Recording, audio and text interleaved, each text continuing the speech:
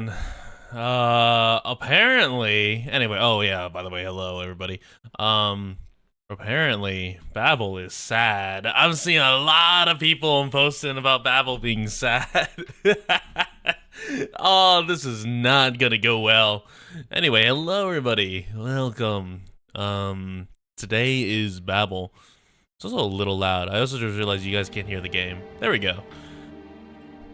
Babel is about as happy as your pet dog dying? Jesus!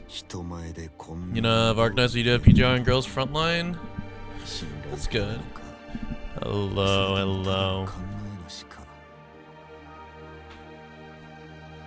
It's about Teresa, yeah, so it's always gonna be sad. 5-star or higher. Who else is coming with Escalon? Who else is in here? Like ending like death. We have April. Oh, that's not what I want to do. April and Aroma. Lutanata.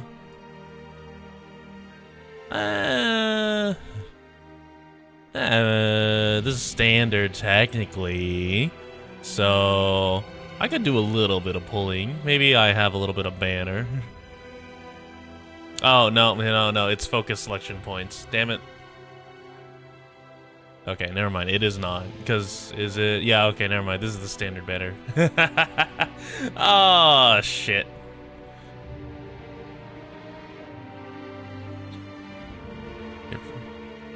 Pity carries. Yeah. I just don't know if I have any.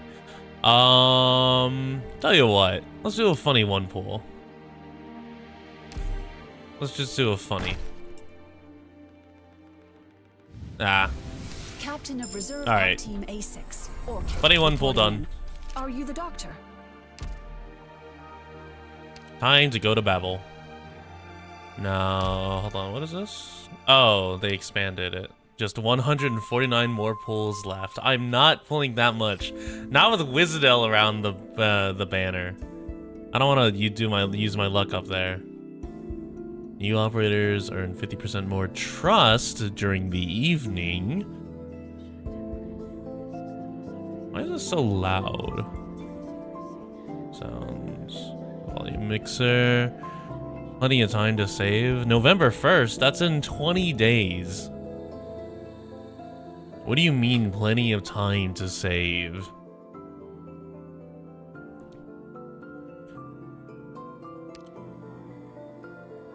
After 60 pulls, you can now have Sarkaz Lady stare at you like garbage. You guys really like Chave, or the getting what's it called? Getting stared at like garbage. You do annihilations? I do my weekly annihilations, but realistically, that's what, 3 pulls every week with 20, like what, 21? Yeah, with 21 pulls left, or 21 days left. That's 3 weeks of annihilation. So that's what, 10 pulls? Yeah, the lobby's a little weird. This is where this is the main one, and it goes like down here. You take my future gifts. Oh, this is so what is this? Oh, this is the missions. Yeah, so 3 pulls from annihilation. Oh, okay. So you get what, 15? Why is it right to left? Who the fuck reads like this? Oh, well, okay. Who the fuck reads like this aside from Japan and maybe China? I don't remember. It's daily from Nipponese. Oh, it's an Amiya outfit. Wait, that's actually a good outfit. Headhunting permits, so 3 pulls. We'll use these 3 pulls on Escalon, I think. BBST Story 1. A speck of blood red upon speckless white.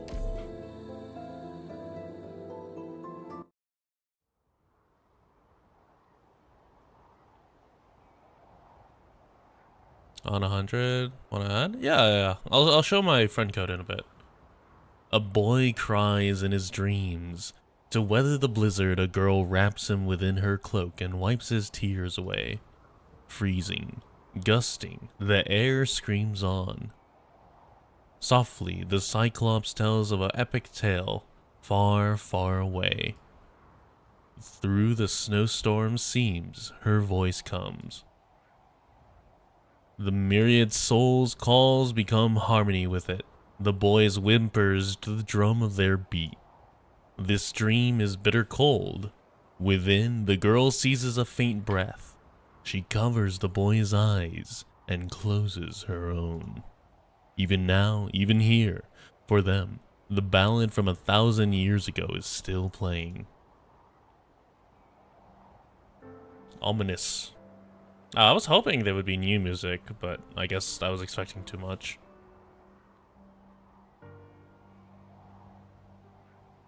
Armies fell upon our home. Them I saw from afar. From valleys to hills, our lands they scarred. The king slaughtered, the myriad souls did lament.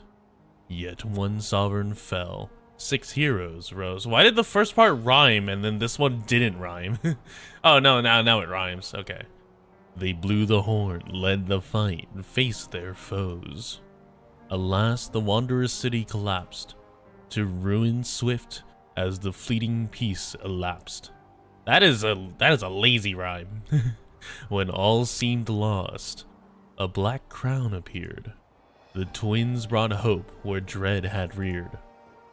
Spreads the rift, giving birth to betrayal. An assassin in the heart of tempest, them I saw from afar. A sword to slay the regent king, a spear to pierce the royal ring. Legend ends as justice calls, to righteous fate the mighty falls. Hello, Yoram. That is how this episode ends. The Cyclops fades into the blizzard of the dreamscape, leaving the child behind her. The boy's own cries grow distant from his ears. He wakes. Straight into a thunderstorm, Jesus. Summer, 1094. Outskirts of an abandoned town, Kazdel. That is how this episode ends, Ascalon. My story is over. That is what my people, the Cyclops bound for the deep north, saw as they gazed their last of Kazdel. Was that a page from long-lost history? A possible future yet to come? Or plain meaningless gibbering? None knew for the past millennium, until they came, and fate's rapids begin to narrow into a surer course. And now, the fate she saw has drawn before our eyes.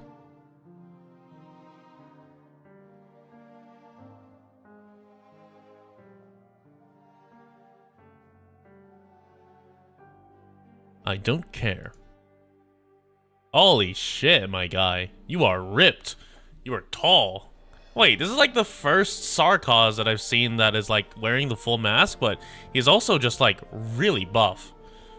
Really buff and like wearing a t-shirt. I'm surprised you'd even hear me out. Bright red blood creeps along his mask, trickling down his chest. Ascalon's eyes narrow hair. He's out of luck. You're about to die, so I gave you one last token of respect. Those prophecies never did gnaw at you, in all the time we knew each other, no?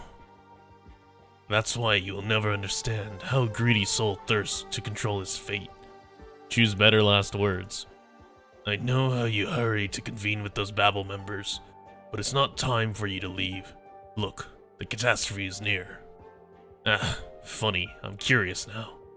What was it you found within the storm? Step aside. No commission left unfinished, the rule I set myself back when I was at the Scar Market. Alive or... A dawn-like mist is wound about the Cyclops' neck as Ascalon vanishes behind him, leaving his body to dangle over the cliff's edge. You ever seen your own end, then? I don't care for prophecies. We have that in common. But the fact is, none of us can outrun fate. Don't you want to struggle out of it? What makes you not? Why can you not? How can you not? Never forget, you have your place in the prophecies too. whimpering, storming. A plaintive chant rings in their ears, an elegy over the horizon from the convalescence of the Banshees, sucked into the storm's eye. Ascalon gives an involuntary shudder. She is ice cold from head to toe. An indescribable pain rips from behind her ears down to the sole of her feet. This nameless elegy, this ill omen. Farewell, Kazdel. A single sigh reaches Ascalon. Her hand tightens fast, until not even the faintest sound will leave Scar Eye's throat again. And then she lets go. Damn, the cool design just instantly gone? Come on, man. Damn fate. Wait, what? Hold on. You were supposed to choke him until he died. How'd you let him get a bit of word out? In a blink, the tremendous figure of the Cyclops becomes no more than a speck below the overhang. The mist scatters to the storm. The shadow of a hood goes with it. All vanishes within the teardrops falling from the cliff. Gasps, rolls of the thunder from catastrophe's clouds, whistles as the sand is swept across the barrens. The sound of everything culminates in silence. Yeah, but I figured like Ascalon would know to just suffocate him, not let him live. Londinium Victoria. Oh, hello. Now, lift your head, Sarkaz of hers. If you would still see through the calling she bestowed you, here I stand. Come forth, step forth. You may avenge her.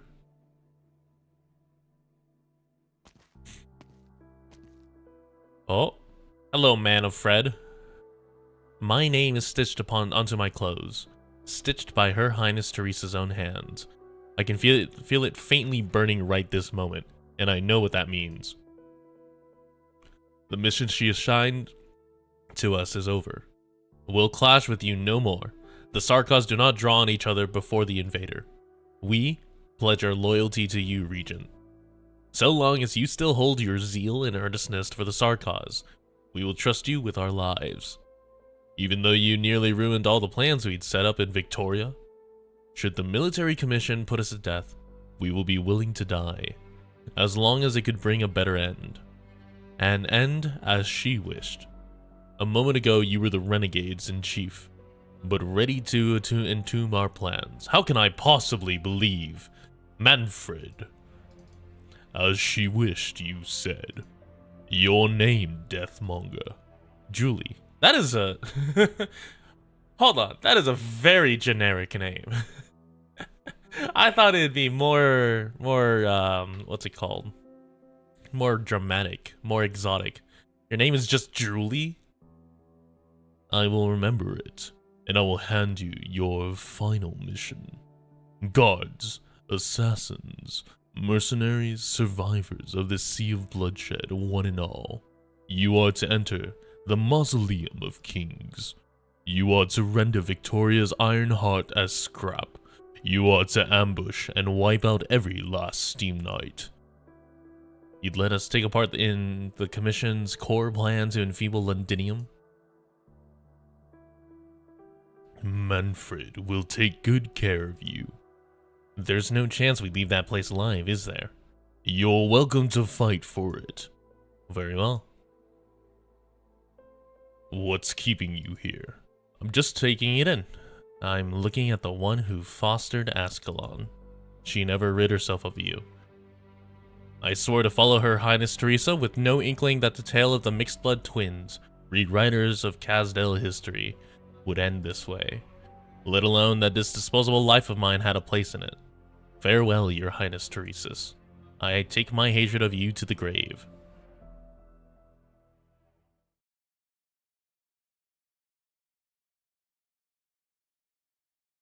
Rhodes Island of Babel, Kazdel. Oh, we're still fighting. Keep going, Kaltsit. Never, since the day she was born, has this corridor felt so endlessly long to Kaltsit. Monster! That man is wearing a fucking gimp suit. My dame, do not bury us. Kazdel's soil cannot hold any more traitors. Finish him. I know that, even left on your own, your step will never falter. Amiya, doctor. Oh, we leaked on. we let one enter the blue box. System unresponsive. This is monster. Cut the door down. Monster meltdown. Oh, they actually have him yelling. Nice. You believe loneliness is yours alone, that you have none of the same kind. Yet from the day you woke again, we've walked shoulder to shoulder, haven't we? Immortal empires turned to dust, elder scepters rented in two under ancients' rallying cries, pulses over the sky like a surge, the immutable rhythm of the stars from resplendent glimmer to dull collapse. Death, rebirth, the all-encompassing cycle she's ever so familiar with it. Oh, I don't even need to voice him anymore. Nice. Oh my god, that's so much better. Teresa. Am I winning? I feel like I don't think I'm winning. Yet it's still, one day I'll choose to slow down, to stop in place where I am. When I do, Kaltsit, don't grieve. Keep going. Kaltsit subconsciously searches her memories. Death, rebirth, the all-encompassing cycle. No, it's not the same this time. Not quite.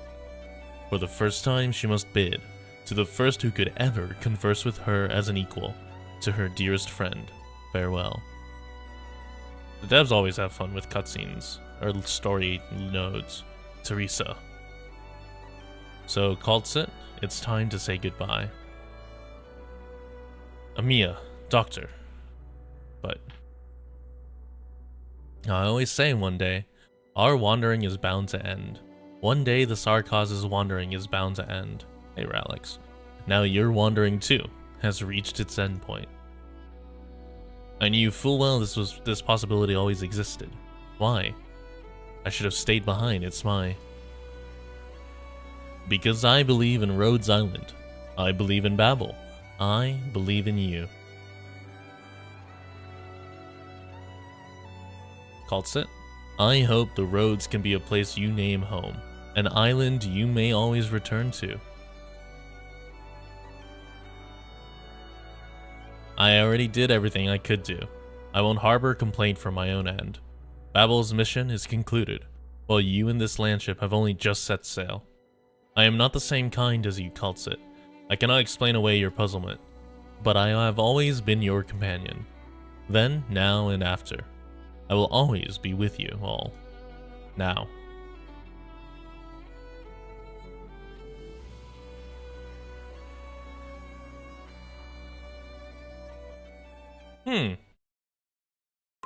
Alright, starting off strong. I knew this day would come. Oh, level 20. Wow. Oh. Wow. You gave me a single tile. How nice of you. Guess who's going there?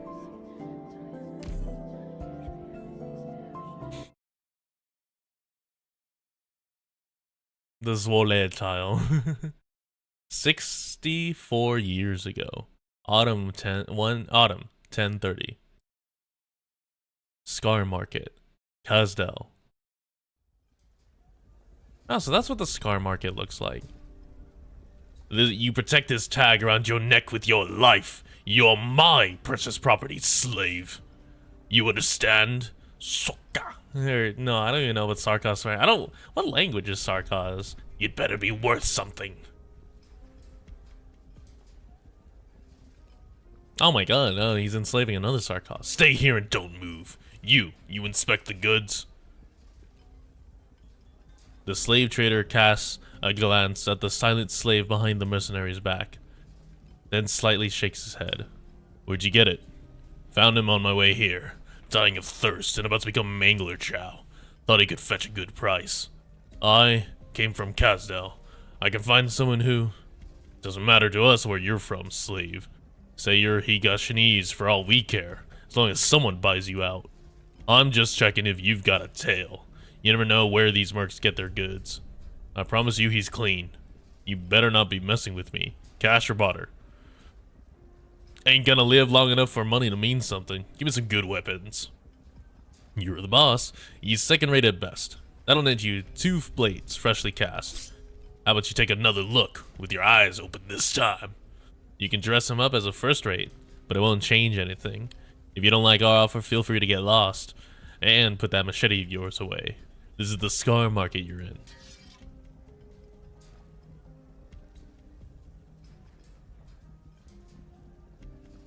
Can you throw in more? I was out in the Lithuanian border before I got back. I've got first-hand intel about the whole war in the core. Well, here's something for nothing. Careful what you spew out of that mouth if you want to stay alive here.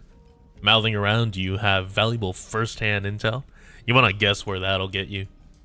Leave the goods and scram. You're holding up the line. Not happy? Drown your sorrows in the bar. Our boss, Scar Eye, brews one heck of a drink. Doesn't matter if you can't pay your tab. They'll take your weapons as collateral, merc. One more thing. Where do you run your bounty board? I'm here to strike it rich. The bar folk will be happy to inform you. What name is Scar Eye? Don't worry about it. Got a lot of names here that don't make sense. The merc stares around this floating hub, hidden away in the giant subterranean hollow beneath Kazdel. Amidst the moans of the slaves, the faint yet constant rumble of lava and burst of iridium dust can be heard rising from beneath the market. Eyeing the rugged path behind him, the mercenary recalls the perils he faced to reach here from the surface and shudders. Just how many people are there in that goddamn chasm?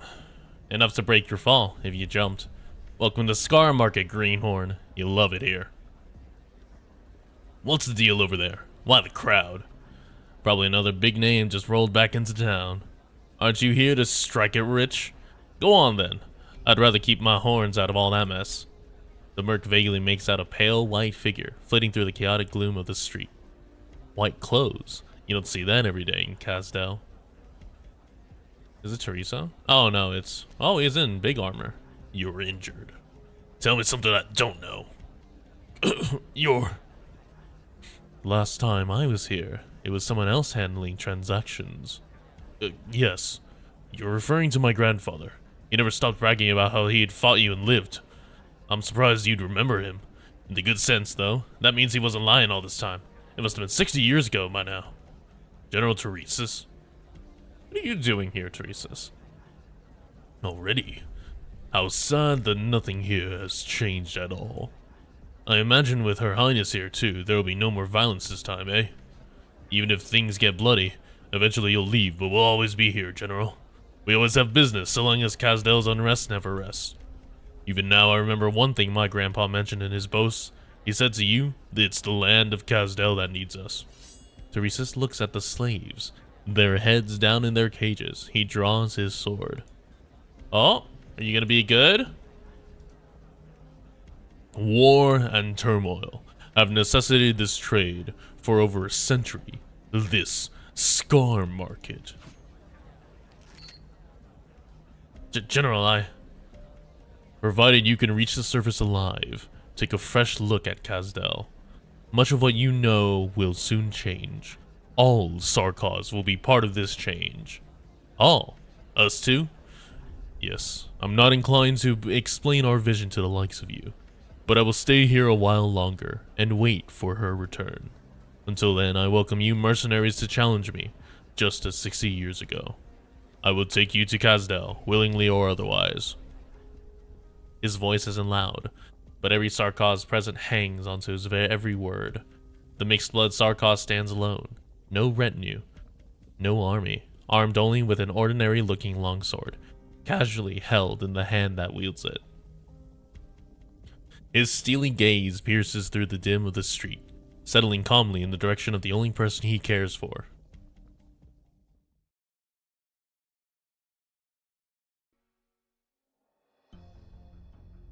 You can dismiss the mercenaries in ambush. No doubt they're your most trusted men. This is out of my respect for the King of Sarkaz. None aside from the General can claim to know your true motives after all. Your Highness, do you truly believe this can change the fate of the Sarkaz? That you're not just another ill-fated hero caught in this cycle of hope and failure? Once the dust has all settled, your answer will come naturally.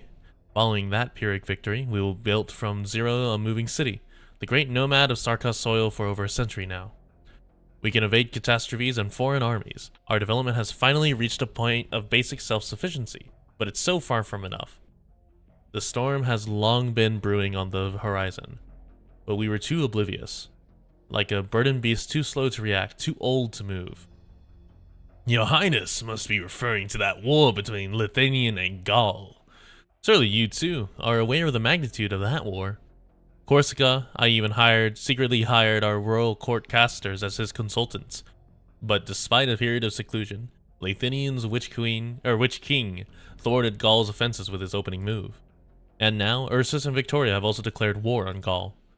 These present empires display a might so far removed from the enemy 130 years ago, against which we staked all Kazdel just to barely prevail. That was already a victory in name only. If Kazdel must now be thrust into the same situation, how could it possibly end? It is for this end that you wish to establish the military commission of Kazdel. Yet the old aristocrats of the royal court grow resentful, refusing to relinquish their sumptuous city lives and viewing this as an attempt to challenge their privileges. A century of peace is enough for certain memories to slip their minds. So, what made you deign to come here in person? Do you see the Scar Market as the royal court for the bottom feeders, where the likes of us skate by and make merry?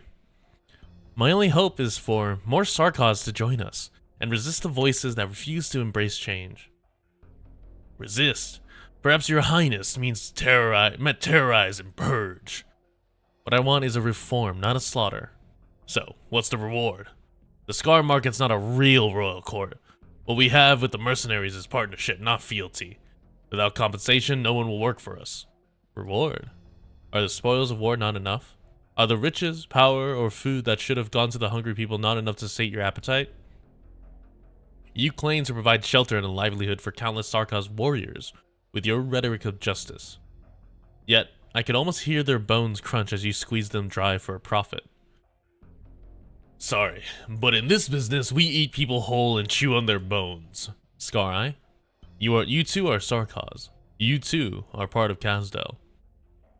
While Teresa cannot see what expression lies behind Scar-Eye's mask, his emotions are clear as day before a pitch-black crown. No commoner in Kazdel would ever defy the royal court. But in his emotions, all Teresa sees is fervor and bloodthirst. You won't refuse. Ha! Why would I? You think I'm scared they'll take revenge on me? The royal court's no mystery to me. Your Highness knows that plenty well. And let me say, you've promised to me, no doubt, the best reward I could ask for. We thrive on chaos, and I can see the level of chaos you will bring upon Kazdel. The fact that you kept the name Scar tells me that your ideas haven't changed. Like you said, the nations of Terra have grown tremendously in power over the last century. We can throw more revenants into the soul furnace and stoke its flames, but it'll not close that gap. So why force the people, who aren't really of the same race, to band together, call themselves the Sarkaz, and build a giant target called Kazdel? The war between the four superpowers has proven that any other Terra nations can accept our existence as mercenaries, and that's where the Scar Market comes in. And your Highness surely knows that we've become a community, a town, because many of us can never fit into the elitist, bloodline-obsessed royal court. In all these years, I may have helped just as many Sarkaz find a new way of life as the Six Heroes, if not even more. And I'm not the least bit ashamed to say it, your Highness, King of Sarkaz. Teresa doesn't reply. All she offers is a faint smile at the Cyclops. It suddenly occurs to Scar-Eye that this King of Sarkaz belongs to no royal court and represents no bloodline. Her sole aim is to persuade the Sarkaz who are unwilling to believe that Kazdel can be built, some of whom have even committed crimes for this cause, to believe once more. But is she enough to break free, from this cycle of tragic failures from the ending he foresaw. Come to think of it, there's one thing I don't get, Your Highness. I might have agreed to help you, but why didn't you and General Teresa simply burn this place to the ground before the day's end? I would have little chance of winning if you decided to do so, just like you did 60 years ago. A minute ago, you described Kazdel as nothing but a target, and that you want another way for the Sarkaz to live. One that would have them depend on other nations. Yes. So tell me, in your prophetic visions, have you seen Kazdel's destruction? Have you seen my death, Teresa's death, and destruction of all that you stand against? And what about yourself? How do you behold your death? A slow and agonizing death by erypathy? Slain in battle on foreign soil? Drowned in a sea of plots and conspiracies? Have you ever left this place and see Kazdel as it is now? Have you ever truly seen the future? Is this your way of asking for a prophecy? I don't give handouts, but for your highness, I'll consider a discount. Such nerve. No wonder you're able to claw your way out of this bleakness and rebuild this mercenary's paradise. But I'll pass on the prophecy. Prophecies and fate have no value. It's getting late. I look forward to your return to Kazdel. He watches her go, and heaves a long sigh only when even her footsteps fall from earshot. Son of a bitch. Foresight, prophecies, his own death. He bought his coffin this very morning. Oh, show me big fight. Tally up the losses. Boss, the slaves. Set them free. They're bound to get tangled up in the scar market after the war begins anyway. At most, we'll lose out on pocket change. Did anyone take on General Teresa and survive? Yes, I've noted them all down. Take them to supplies for a little reward.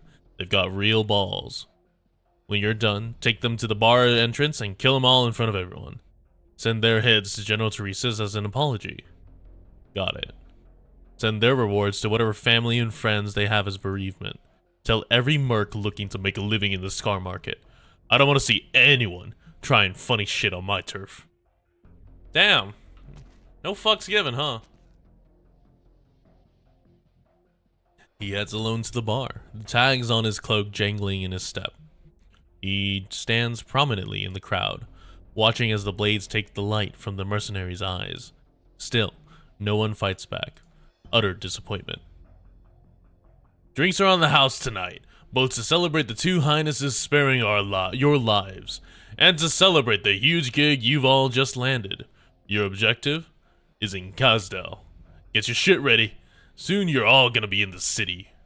The hero and legends? Yeah. Secret entrance of Scar Market, Kazdel. You've been quiet for some while now, Teresa. Are you hesitating? No, I have confidence in you. A reshuffle of the War Council is inevitable, it's just... I've been thinking about the city's future. War won't stop itself at Gaul. Our pace has fallen too far behind. Corsica the First commands an indomitable fleet of dreadnoughts and guard battalions. The Mad King of Lithanian has more than his arts in his arsenal to affect Gaul's failure. The industrial might of both Ursus and Victoria in the throes of a large-scale war has far surpassed our imaginations. Many assume to know war like the back of their hands, simply by living long enough through it. If our concept of war still lingers on the great battle from a century ago, then we have drastically underestimated how quickly wars can nourish empires and fuel dictatorship. This is exactly why we need a military commission. It's more than that, Teresa's. I know. When the day comes, when the Sarkaz wish to live on, or if a brittle creaking city is all they have to call their own, it will be far from enough. Do you remember that idea I proposed back when Kaltsit was designing the city's blueprints with us? Babel. To transcend the borders of race and nation, to echo far and wide in our ideals, in our epics. Founded by a Sarkaz. We will prepare Kazdel for the coming crisis, strive to eradicate the poverty and disease that have plagued them for millennia, and send a message to all of Terra. There will come a future when we all stand as one. The Sarkaz too are part of Terra's destiny. This is not the first Teresa has heard of her idea. Apart from the dame who left after helping build the nomadic city of Kazdel many years ago, he alone knows the true belief of the current king of Sarkaz. Kazdel won't accept this, Babel. You and I both know that well. It's but a dream of attempting to subvert reality. Yes, for now, at least. We can't be talking about such grand ideals when even our own affairs are slipping away from us. It's my hope this Babel can become part of Kazdel, Teresa's. Are you prepared then? As I said before, it's not just the other nations that will oppose you. Kazdel and the Sarkaz clinging to their hatred will also stand against you. It is cruel to force them to forgive and forget. The persecution of the Sarkaz is not history. The ancient hatred is what drives many to survive until this day. I am the king of Sarkaz. Their responsibility is all mine to bear. I must show them a way out of this. I see. Then go, do what you will. Teresa, I still do not approve of your vision, but I do support your decision, and the future military commission will too. If your gaze is set too far to see what lies before you, then I shall sweep away all that obstructs you at the moment, just as always. I know. Come, let's go home. Kazdel still needs us for what's about to happen. And what's about to happen, Teresa's? Come on. Oh yes, Scar, I mentioned the prophecy again as I was leaving. The signs of a pessimistic fate. And your reaction? I don't care. Agreed. Kazdel. A strange yet familiar name. Many from this great land see it as the pit from which the devils crawl. A terrible place to be avoided at all costs. While to the Sarkaz, the name only evokes equally conflicted emotions. Oh my god, that city is horrifying. Despite generations of Sarkaz passing on that Kazdel is the Sarkaz's homeland, an outsider might wonder if they mean the city or the entirety of those lands. Perhaps only they themselves know. That's ugly as hell. It never struck me on the way out just how high this wall is. Oh well, at least I can go home alive now. That means I'm pretty lucky. That man in the Scar Market, that was General Teresa's. The first of this city's founders, the hero of that legendary campaign. If I had the courage to ask him to take me in, maybe I could have just... I'm dreaming again. He sits atop the high wall, experiencing for the first time a new lease on life. Few of Kazdel's civilian Sarkaz, save for those children who haven't yet cottoned onto the fear of death, ever climb onto the city wall. If the tremendous pipes and tubes piled high can even be called a wall. The intricately tangled forest of Originium spikes can take the lives of anyone who loses their footing, but it also serves as a haven for pilferers and missionaries to stash their goods. Smugglers and vagrants cross through the dark underground, peeking out from the tunnels and drains at mines and factories, scuttling from one corner of the city to another. The life the slave once knew. The general will give me a fresh start. What should I do from now on? He gazes at the furnace, burning and smoldering far away, teeming with indiscernible workers as they carry originium, steel, dirt, and stones into its hearth. To Kazdel, the nomad, its flames bring motion, while the molten metal that flows out adds new appendages to the city. For a whole century, it's belched its incessant black smoke. None know whether it's ash or originium dust. Some say it's the bitter anger and anguish as the revenants exhale their last breaths. Witchcraft altars hang high in the sky, intermittently flashing their blinding rays. The slave has heard many different versions of their urban legend. The most frightening version claims that the royal court casters work day and night on the altars, watching everything and listening to every conversation in the city. Maybe I can try my luck at the factories too. It doesn't matter what else. I've made it back alive. It's been months since I left. I don't know how many of my friends are still alive. So much shit. Damn, this is fucking slums, Jesus. The nomadic city of Kazdel. What happened here?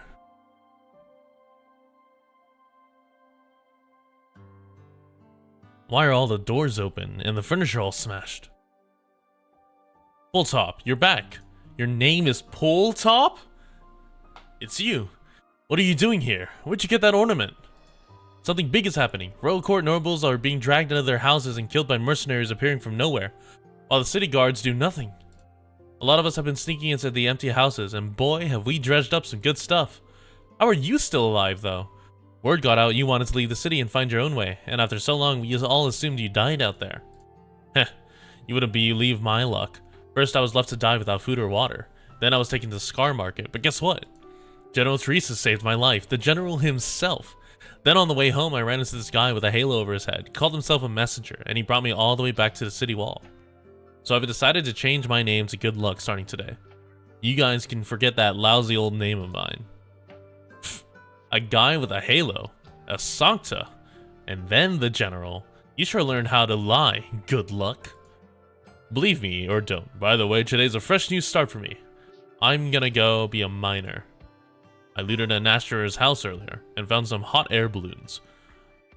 Wanna launch me on one and put that luck of yours to good use? I'm in. Well, that was fast. Man, it feels good to be home. Good Luck glances around at the people swarming the street. This is the life he knows. If he wants to survive, the city will always offer him a way. Thank you, Fate, and thank you, General.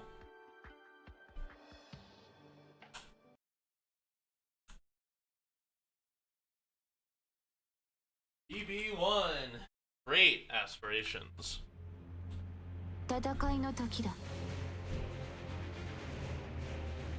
You have physical dodge. That's crazy.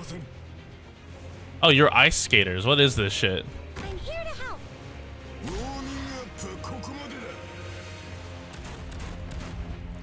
Whew. We're counting on you again today. All right, you rats. None of that.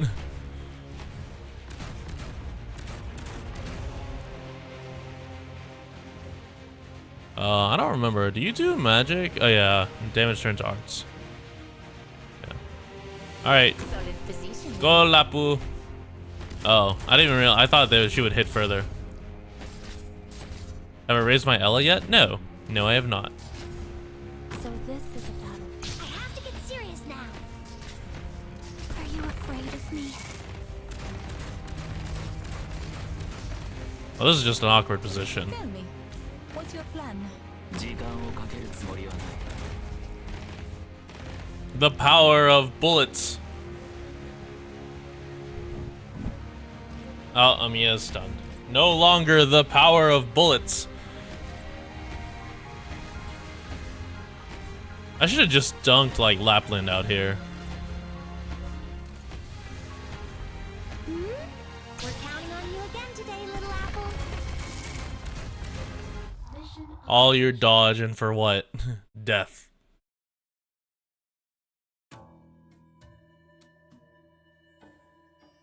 Autumn 1031. The nomadic of city of Kazdel. Kazdel. Showing you how awesome their shoes are and you're just beating them up. Hey man, I want them J's. Hey, let me through already. Hey, no shoving. You want a good spot? I'll trade you mine for some high purity originium out of the mines. Don't just grab the leaflet out of my hand. Ugh, that blood all over you stinks. Can't help it when you're breaking into dead people's houses. Lingones. That's how you read the word, right? Where's Lingones? Gaul. Oh, where's Gaul? How the should I know where Gaul is? Hey, what's with that attitude? Shh. The highnesses and the royal court big shots are discussing something in the chamber.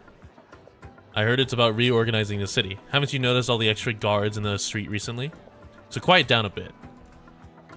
Well, there's been real stuffy today. I like that looting is like a big part of their culture. It seems like it is decided. The military commission will replace the war council in assisting the king of Sarkaz, Teresa, in decision making related to Kazdel's military and political affairs. Hold on, let me just move. There we go. The military commission will be the sole administration of Kazdel. and none will have the authority to issue commands to the Sarkaz in the royal court's name. All present have already received the details of this resolution. To the royal court leaders who still wish to cling onto the War Council, know that the Military Commission of Kazdel will become the final bastion of the Sarkaz, our eternal fortress, and the usher of a new order. Are there any further questions? Hello, who are you? Your Highness appears more haggard than you did yesterday. Please look after your health. No military commission is worth it, if it comes at the cost of your Highness's health. Banshee. Is it a Kazdel race named after banshees? Hold on, what? Lacura Maline. Thank you. I know how hard you have worked for this day, and I also know how Kazdel today view the banshees of the Convalis. But before I state our position, I encountered a lost envoy of the Liches on my journey here. He entrusted me with a letter for your Highness, that he couldn't even find the road here. Let this be proof of the immense changes Kazdel has undergone. A letter from Lathinian.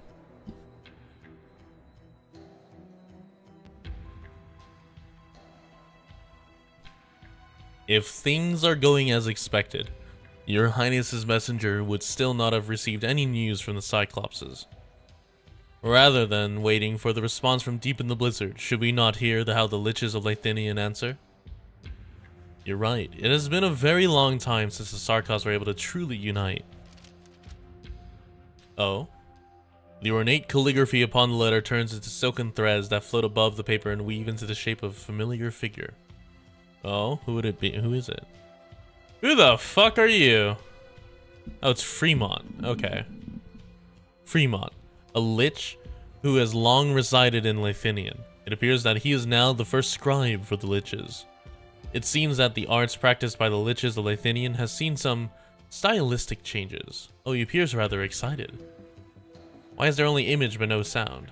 Well, the Lich Envoy did suggest to me that he was rather vexed with refining his master's words, but never did I imagine that he would simply erase all the sound. In short, Fremont apologizes on behalf of the Liches. They are enthralled as ever by their quest for knowledge, and are therefore unable to afford the distraction of making a long journey here. But if Kazdel were ever in need of their knowledge, they would happily throw wide the gates to their temple for the people they have chosen. I'm sure that with your abilities, your Highness can understand Fremont's attitude on the matter from his image alone. To me, it appears as though he is sensitive to drastic change, as has always been his wont.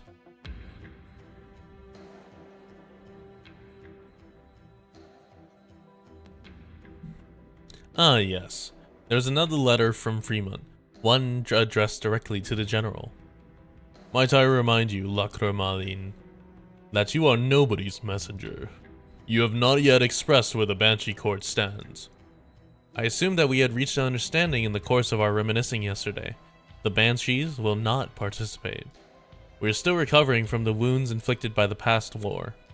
Perhaps other Sarkaz will castigate us for this, but all present should know that since that war, the elegies have yet to cease in our valley.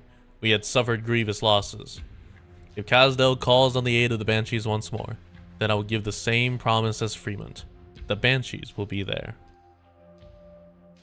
But until that day, you will find us willing but unable. Naturally, I myself will render what little assistance I am able to give from this day onwards. That's more than we can ask you for.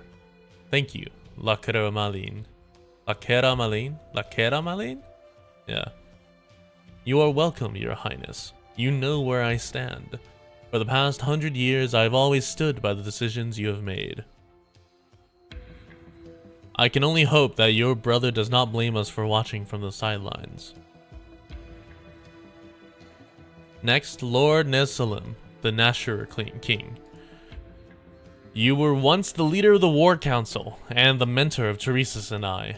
What is your opinion on these many proposals? Where do the other council members that you represent stand on the matter? I need to get like a pillow or something for my chair, Jesus. Oh, what the fuck are you? Have you discussed them with the Hold on. There has to be a better voice. Have you discussed them with the domestic cluster? They have long since taken root in Kazdel, under many different names and faces. We have had many conversations over the years, and they have no objections. Then I have no objections of my own. Your Highness need not worry about the bureaucratic hurdles, policy imperfections, or enforcement mechanisms. Where I stand is also where the other members of the council stand. We all know what we truly long for. A turnabout, a change, a banner. Go, do as you will. We will, Nashor King. I promise you that. I trust that this stagnant and dulled war can take on a new form in your hands. I notice that you have not said a word this entire meeting. Sanguinarch of vampires. What the fuck? To take the War Council and the century of history behind it, and sweep it into the gutter alongside the exalted heroic age and what little triumph is within. Is that the General's decision? It is our decision.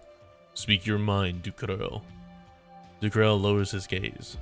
Teresa's white skirt is mottled with many a blackened bloodstain. The Sanguinarch is highly attuned to such matters. He senses the blood of the slowly, the foul stench of fallen descendants, and the murky taint of royal court members who willingly debase themselves. I thank your Highness for purifying the filthy blood that I so abhor in my stead. But never have I needed to hide my request behind honey words, such as it has been for every king of the past, and so it will be for you. The military commission is merely an attempt to hide Sarkar's witchcraft and blood behind a more modern, more efficient name. Truth be told, I feel like this is insignificant. More than insignificant, it is simply not necessary. You reject the proposal? On behalf of the Vampire Court? Ducrel glances at Teresa, but Teresa remains indifferent to him. Time has left him almost no trace on the mixed-blood Sarkars. He stands steadfast by Teresa's side, the same nameless warrior who stood by the seamstress a century ago. His eyes never fall on the vampire. Not a rejection, no. I am merely expressing some minor frustrations about this meeting. You are great and powerful, all of you here. How long has it been since so many members of the royal court have gathered here in Kazdel? Not to mention that it was you who defeated that foolish coalition in the prior age and wrestled the future into your own hands before personally establishing the War Council. And now you wish to personally change this council. Why? Look about you at the other dignitaries in this chamber.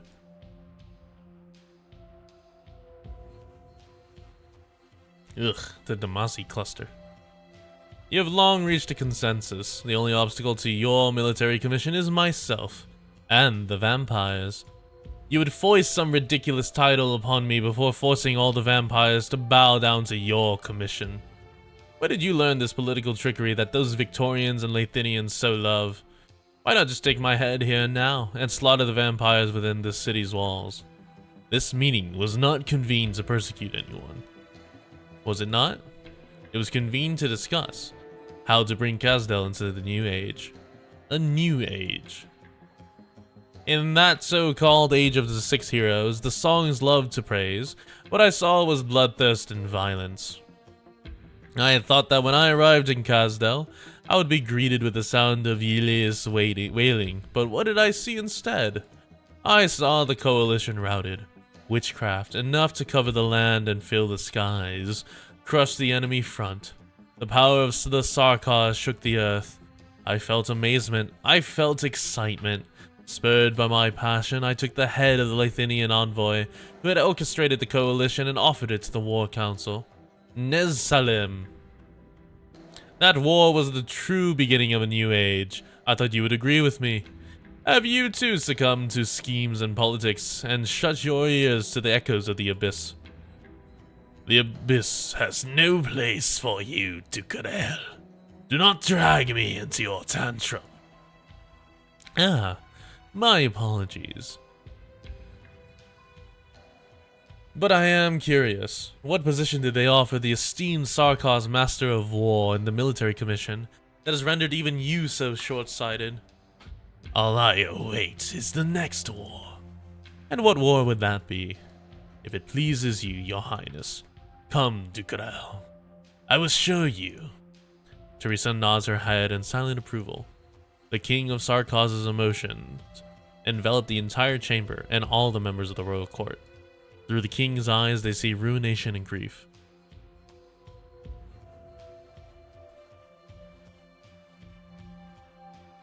They see the century-old order that the Gaulish Empire so painstakingly maintained within the core region obliterated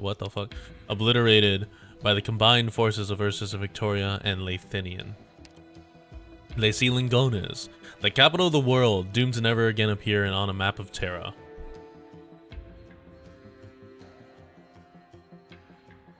Oh. Those present recall the campaign that reduced Kazdel to dust. Are those steam? Oh, those are steam golems. This is Victoria. But it is not yet over. Even further future, and even further fantasy, and even further possibility. It is no longer a story to reflect upon. Rather, it is a speculation, a deduction, a prediction, and a verdict. But none question it, for all possibilities must be treated equally, even for one they see. And its ending is equally significant and indisputable as any other. It is a change, a turning point in history, a divergence of fate.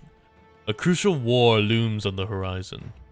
It will span from now into the distant future, impacting every Sarkaz in all of Terra. All present has seen their positions in that war, the roles that they wish to play.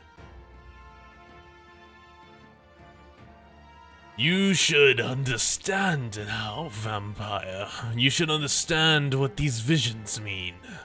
Or perhaps you have begun to grow weak and feeble, at least on the short span of 100 years. You were once a warrior. I cannot deny that. But are you saying that a new and reborn Kazdel requires the royal court to relinquish its former authority? Close, but not quite. The new Kazdel will no longer require the royal courts of former authority. It will be more modern, more efficient, Ducarel.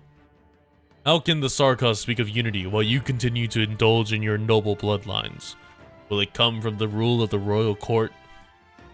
You may still rule over your own court, and maintain the power and prestige you hold among the Sarkaz, but the vampire court must yield to the military commission.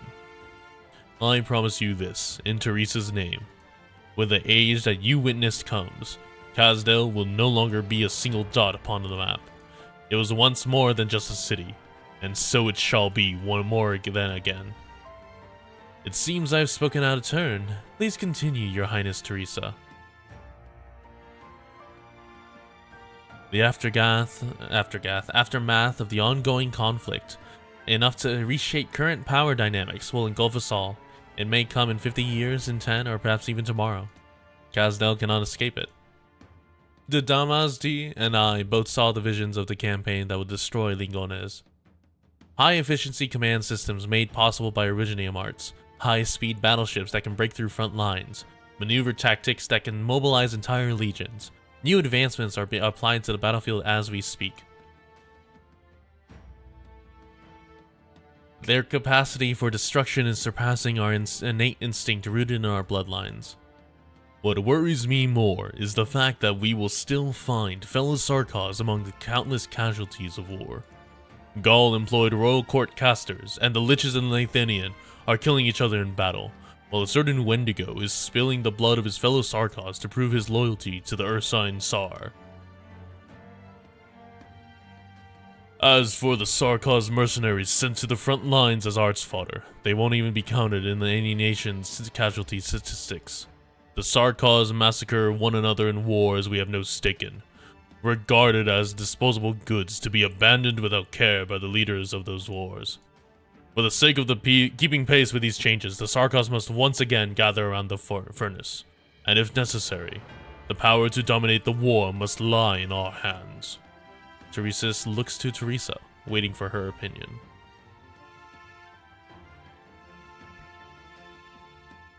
But Teresa does not speak, her eyes placid as before.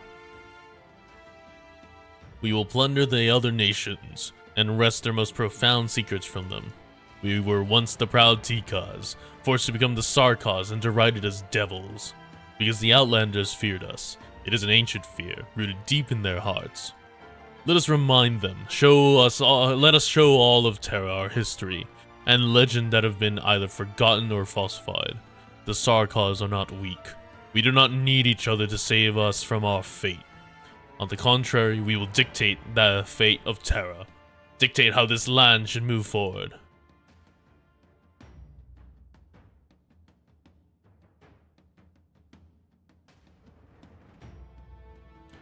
The details of our plan have been delivered to all present through the runic arts of the Banshees. Dukarel. Do you still hold out? Now, excellent work, Theresa. Set aside a seat on the military commission for the Crimson Court. It appears that our Nasherer king has not yet grown addled with age, but as to whether or not he could usher in such a grand feast. Warriors need not die in a blaze of glory. That is a vulgarity only chased by those who seek fame. Oh, I nearly forgot you were still here, Lakra Malin. I have made myself abundantly clear from the start, Prince Dukarel. I need only silently observe your enthusiastic attempts at self-expression. How pitiful it is to look upon such a shabby little court. I will cherish your elegies. Then this I promise you, when death comes for you, the Lord of the Banshees will sing you an elegy, delivered to you by the night wind. Set aside your chatter for another time. It seems their highnesses still have matters to discuss. The other members of the War Council will wish to know their decisions. Dukarel, Lakramalin, and you, Damasti, disguised outside the door with me. The Nasherer king nods his head towards Teresa. The other two members of the royal court do not bid the king farewell. They simply follow the Nasherer king out of the chamber.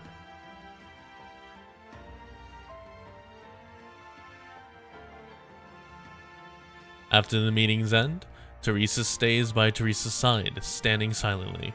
He knows that she will be expecting an answer from him. You never mentioned that you would announce the plans for war to the royal court. You did not refute me either. Would I have been able to refute anything? You are well aware of what I think. If you wanted to argue against any of it, you would have done so a few years ago. From now, I have them by the reins. But it's not just them. This entire city hungers for war. I will prevent matters from heading down the worst possible path, lest the prospects of Terra's continued existence become infinitesimally small.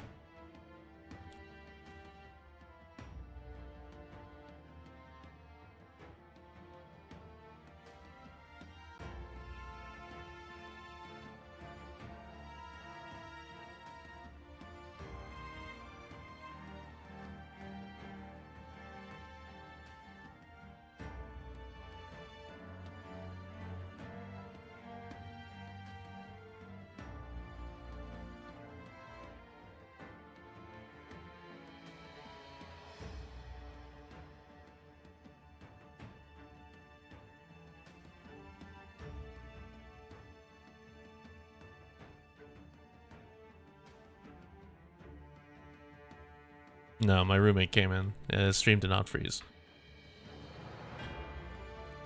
I will, yeah.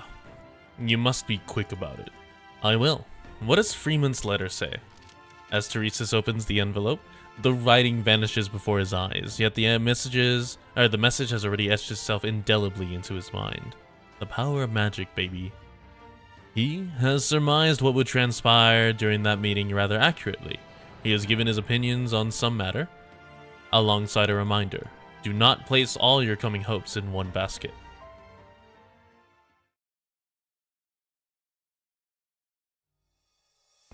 The nomadic city of Kazdel. Kazdel. Hey, the iconic, yeah, here we go. Snappy, so you're a civilian? That's a mercenary outfit. You with that babble? Ha! Don't count on the military commission to look after you all. We're here to help you. Help us. My parents died at the hands of you Lathinians. You got some nerve. What, not scared of me? We knew what to expect when we came here, just need some getting used to. Besides, our captain warned us not to agitate the locals. You looking down on me? Eh? The hell is this? Let me go! Oh, it's a monster. He's waving. Do not harm him, but do make him leave. Dr. Cultsit. I said not to deviate from our planned route, even if it is to treat the wounded along the way. Sorry, Dr. Cultsit. No matter, you handled it well. We've reached our destination. Welcome to Babel. Roll cutscene, or yeah, roll credits, because we said the title. Babel office, Kazdel. Did you manage to retrieve all our stray colleagues? Yes, all is well with them. The construction of Babel's facilities is proceeding smoothly. The school that you were looking so forward to is already complete. Yet I heard that the unbeatable Dr. Cultsit had not too long ago been turned down, perhaps even kicked out. I did not foresee such a direct refusal. I'm not surprised at all, to be honest. To many Sarkaz, the invitation of the king is barely worth the paper it's printed on. On the other hand, our connections with Sargon and Rim Billington have delivered good news. As for Columbia, some scientists have proposed a technology exchange program. They have their eyes on the ancient Sarkaz witchcraft, while we have need of their latest mobile farms. It took us a century as effort to share an equal dialogue with these powers. The results speak for themselves. You are creating new history, Teresa. Thank you, Cultsit. But I can tell you, you had a lot on your mind recently. The military commission has been formally established.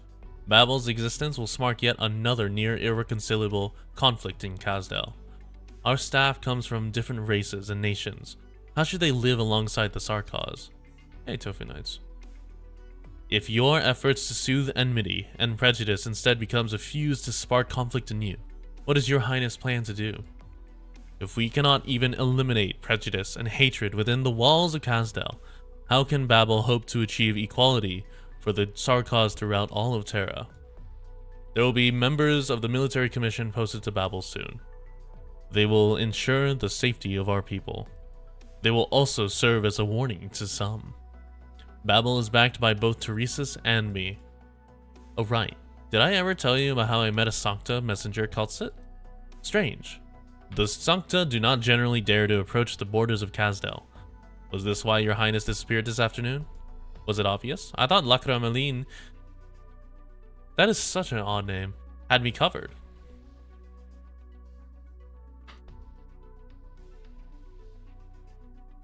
The Lord of Banshees clearly tried, but judging from the results, she isn't the best pick for clerical work. Well, what of the Sancta messenger?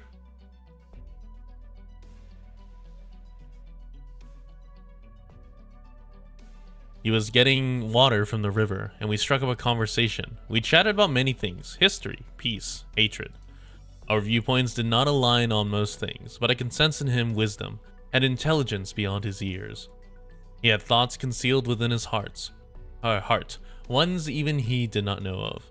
And so, he used the power of the King of Sarkaz on a Sancta? I simply wished to know what this fated encounter meant. And what did it mean?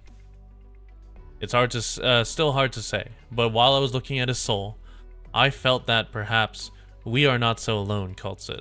Many on this land are doing all they can to pursue hope. Hopes big and small, hopes bright and beautiful. It's Lakramalin. Lakramalin. Oh, they're still rioting down there. Ugh, that hurt. Are those people nuts or something? I just wanted to get a few nice things for myself, never even heard of any Babel. He steadies himself against the wall, gasping for air as his vision begins to blur. Fatigue floods his limbs, weighing him down.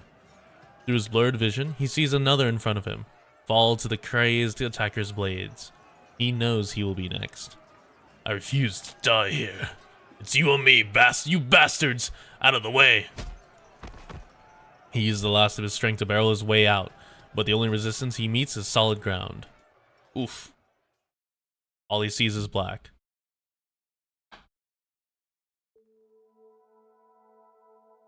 Are you alright? Were you trying to save me just now?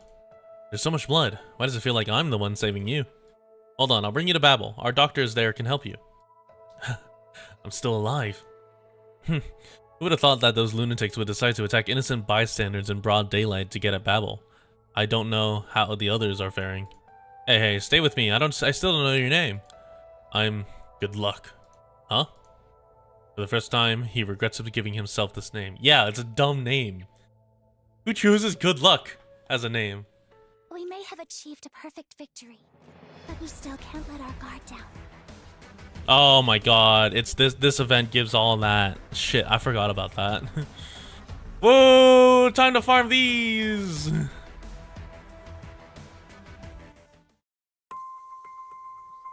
Raw sugar lumps. Combat drill. Learn to fight in the nomadic city of Kazdel. Oh, okay. So I will say, I did read the post that they made on Twitter for the mechanic here. Instructor Doberman, instructions for further action, please. Hey, Crimson Ori. Instructor Doberman.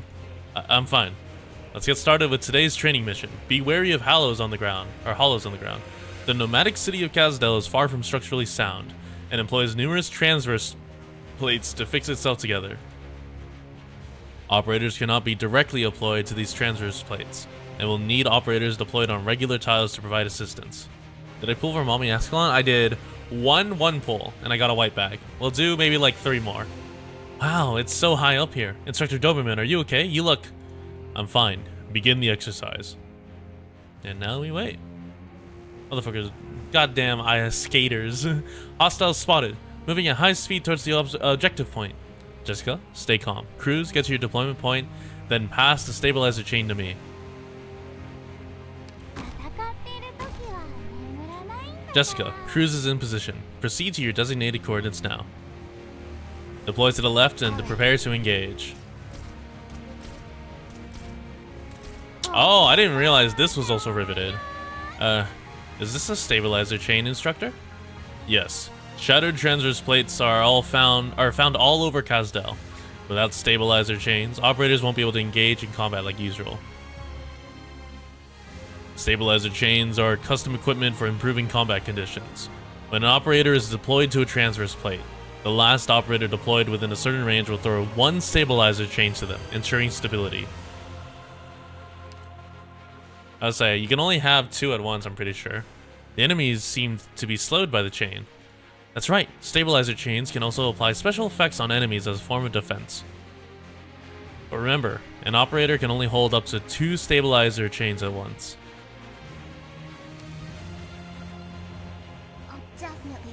What if you could hold 3 big chains? Oh, alright. Alright, the next exercise should be improvised combat. Guess I'll retreat for now as planned. Cruz! Wait, we're still linked. Cruz, Jessica, stay close. Remember what the exercise is about. Always be mindful of your teammate's status. Why does it have to be so high? Deep breaths, 5 more seconds. Now, based on what you've learned, what should you do when your teammates are in danger? I know, Instructor Doberman. You didn't immediately fall into the transverse plate when you lost your stabilizer chain. Instead, you gained the unsteady status. In position. And then we just place another, and then you get the chain. Now, does the chain not connect here? Interesting. I guess it's not in range. Mission accomplished. Yeah, Jessica falls into the pit. We've accomplished our objective as planned. Alright, hold on. Let me check rewards real quick.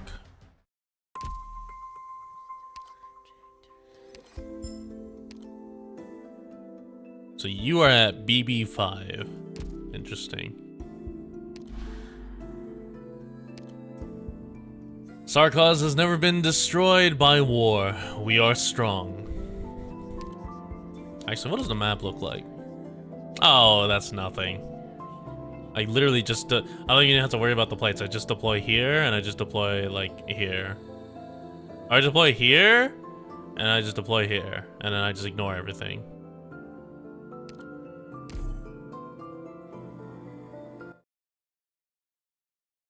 Ah, yes, the reused luxury room. 26 years ago, autumn, 1068. Waziland, Lathinian. Oh yeah, it's all Sarkaz. I forgot about that. How do you like this piece?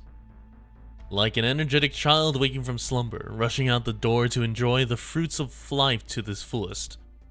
It was the Kurfürst who wrote it, inspired by His Holiness's visit to Waziland when he was still a messenger for Laterano. The young and enthusiastic future pontiff told the children about all that he was seeing, the ocean that Iberia watches over, the city of Athenius, where Minoan myth and machination exist in equal measure, and a passing mention of Kazdel, the city of sin, the whereabouts of which are unknown. The Kurfürst was there, and he was fascinated by His Holiness's descriptions. The first draft of this work was in fact written at that time. But the Kurfürst was not satisfied. Even after many years of revisions, the final draft has yet to be completed. Until recently, when our scouts located the elusive nomadic city of the Devils and sent back photos. Gazing upon the enormous tracks left behind by the city, the Kurfürst found the missing element in the music, ferocity. With that, the work was complete. You found Kazdel? Yes. The Kurfürst was astonished to find that the destiny of the work was intertwined with the cities. I understand the reason the Kurfürst chose to present this piece on the eve of my return to Laterano. However, unlike his predecessors, His Holiness has no intention of initiating offensive action against the Sarkaz. He is not interested in putting the sinless on trial without cause. I'm afraid I must disappoint the Kurfürst. The city itself is of no concern to the Kurfürst. He is far more interested in His Holiness's opinion of the piece. Please send His Holiness the Kurfürst warmest regards. Yeah, it's the room we used for like all the fancy, like, quote-unquote rich areas. We have a response from Syracusa. Only a few of the famigli have agreed to participate in the action. Their men will rendezvous with the fleet soon. I can't believe Laterano rejected us. Inform the Syracusan to move quickly. We must mop up the city before the other Krees can react. Take Kazdel before the other Kurfürsten can. Do not repeat the mistake we made at Gaul and miss another opportunity. Oh, come on, rats. You rat bastards. Scar Market, Kazdel. I like Lithuanians. He always brings so much business. And it's smart that you disguise yourself as a prisoner in a smuggling crew rather than flying the banner of a messenger. Now, tell me what you want before I lose my patience. Trade, muscle for hire, intel. The Scar Market has everything you need. Cooperation, esteemed leader. We don't have a fixed price for cooperation. Are you sure your Kurfürst can pay my price? Don't you want to know what we're asking for first? There's nothing that money cannot buy here at Capernae. What about Kazdel? Go on. The Kurfürst wants you to sabotage the city's propulsion system, nothing else.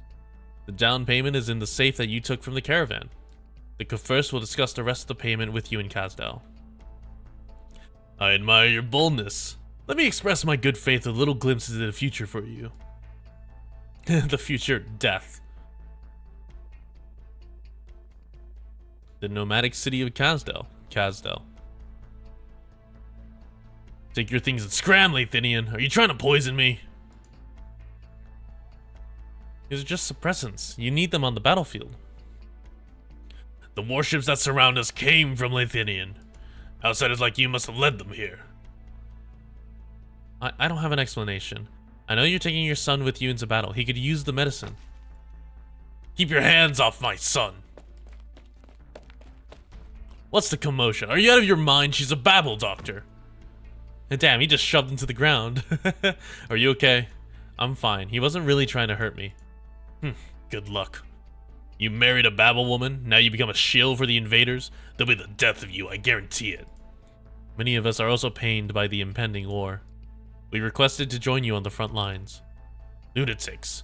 Who knows what schemes you have on the front line? You'll get yours in the end. Give me the medicine. I'll distribute it.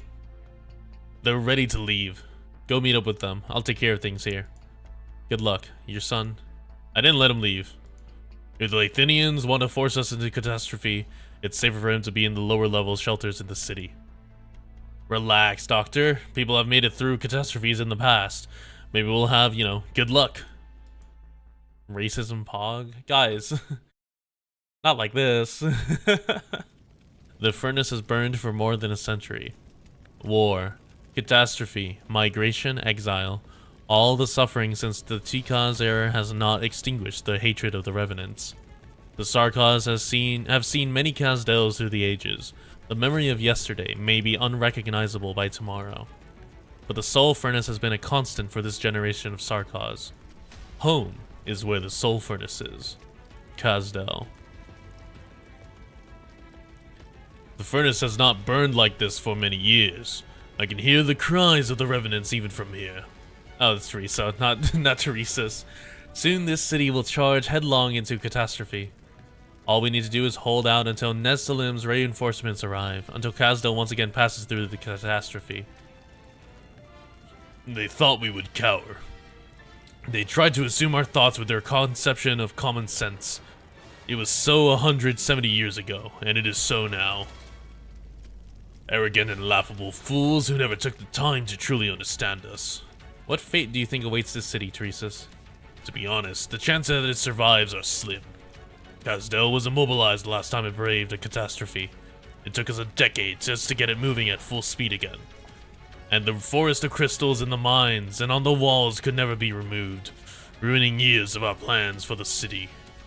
I don't know if the city can survive another ordeal like that, much less one that's even worse. Good luck rarely comes twice. I believe in this city, Teresa. Not because of luck, but because we built this city, and I won't give up on it. The story of this city does not end here, Your Highness. I may not be able to see its future clearly, but... oh. Is this the car? But there is one thing I can say for sure. The city continues to exist in the distant future. No one can say for sure, however, if it will be a sanctuary of hope or a ghost city of the dead. Scar-Eye, have you not grown tired of the ambiguous words of your kind? And need I remind you that no amount of mercenaries can ensure your safety in this city? There's no deceiving your highnesses, of course.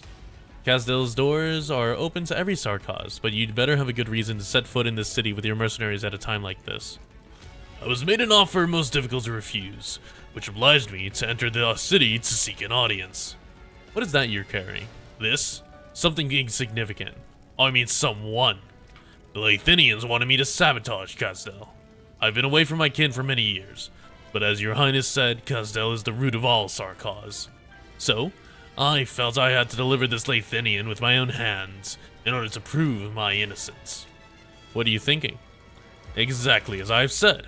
What can I possibly hide before the king of the Sarkaz? But if you're not interested in my gift of good faith, then I see no need to carry it with me anymore. It's heavy after all. He casually cast the bag into the furnace, where it is incinerated in an instant, without a sound. The furnace is always an impressive sight, no matter how many times one sees it. Your Highness need not pity him. He should have foreseen the risks when he approached the Scar Market.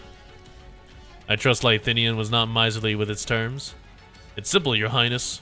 I prefer immediate payment over empty promises, but more importantly, I don't work with the losing side. Are you predicting our victory? It wasn't I who saw it. It was the Cyclops who left the prophecy 1,000 years ago.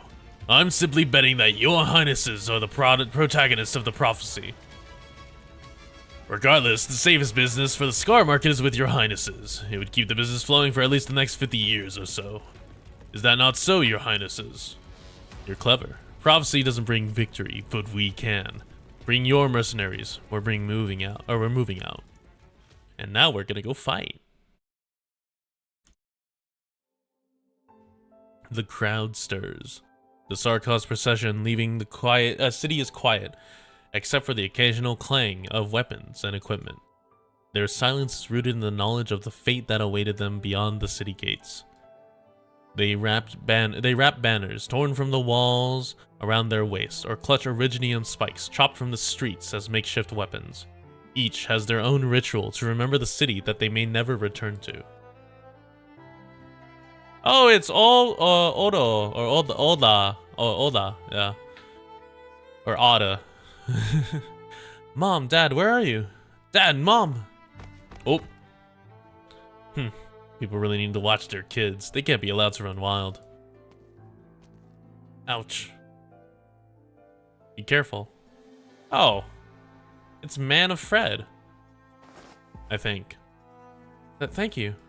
Where did you come from? Why are you also leaving the city? You'll fall if you're not careful. I'm looking for my mom and dad. Are you going out too? Yes. I'm going to the battlefield. Are you looking for your mom and dad there too? Can I come with you? No, I'm by myself. Why are you going out then? Because I don't want to hide in the city. I want to fight the people who are doing bad things to us. That's what my parents told me before they left. I want to fight too, but mom and dad won't let me go. I tried to sneak out and got a beating when they found out, but I don't want to be away from mom and dad. We'll go together then and find your mom and dad, but there will be a lot of bad people out there. Are you scared? You're not scared. Mom and dad aren't scared. I'm not scared either. The disheveled child pumps his fist to show courage, but his trembling betrays him. The older child knows that the young boy does not fully understand what is happening outside the city. But the young boy knows something simple but true. Bad guys should be chased away. Families should stay together. So he takes the boy's hand and joins the procession. How do we find your parents when we're out there? They work for Babel. They have a picture of a tower on their clothes. Babel. I know that place. Are you from Babel too? No, I grew up in the military commission institution. I guess I'm from the military commission. Military commission? What's that? A place that protects people, just like Babel. What's your dad's name? Let's squeeze our way to the front. Maybe they're up ahead. Good luck. Good luck? Yes, he's... Good luck. Why are you laughing? Nothing. Let's shout his name. Maybe he'll hear you. Two children squeeze forward in the procession, holding each other's hand, calling out good luck with their tiny voices. Thanks for the red wrench. A few heads turn and sigh when they see the young naive faces. Good luck. It is what they all need. God damn it, good luck. Of course you had to choose that name. On an evening in the autumn of 1068, the music playing in the first of Wasserland's study was interrupted by the sound of frantic knocking on the door. The fleet that was pursuing the nomadic city of Kazdel has broken off its pursuit. Those crazy devils charged straight into catastrophe. It's only by sheer good luck that they got away. Years later, the first of Wasserland still recounted the reason for his failure with palpable disdain. And now we fight where fate guides.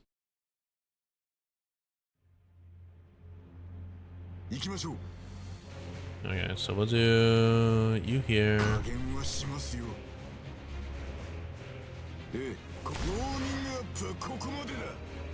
We'll do you here for printing. I'm here to help.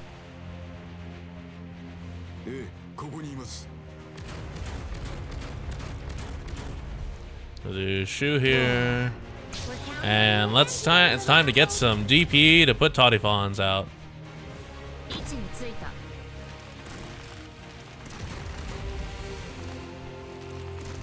A true miracle.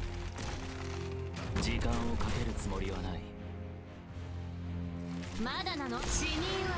around, guys. Solid positioning. Oh, this is a wall. I didn't even realize. I thought it was like I thought it was like a corner or a terrain that they could go through, but evidently not. And now I sit here and wait. Oh, you can silence their trait. Interesting. Are you getting your 20 tickets sale each copy? Oh, that sucks. Takes flight when blocked by a stabilizer chain.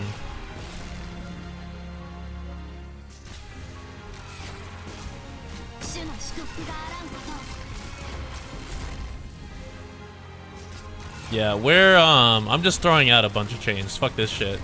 You are not allowed to leave. If you'll really sow the mountains when summer leaves the white dew, seed the plains when equinox paints russet hue.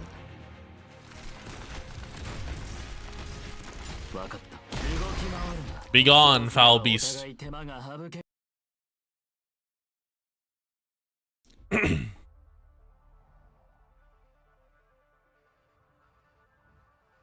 How tiny we seem when we stand beside the tracks of this ship. Yes, it's a most impressive war machine. With their bodies as barriers, the Nashor halted its advance at a tremendous cost. The Banshee shrieks, powerful enough to shatter consciousness, only managed to force the Lathinians to retreat below deck. If not for the catastrophe and the rough terrain in this valley. We're so far behind, and time is running out. Kazdel must have equally powerful weapons, if not more so. All our previous attempts have failed. A century ago, few believed we could build a nomadic city out of Kazdel, yet we did. If we were to catch up with them now, we cannot afford to take the conventional path. We have word from Damazti. The battleships on the horizon are slowing down. Have they given up? No, the first orders were to continue the pursuit, but the commander of the fleet ordered them to slow down. Hold on, getting a text.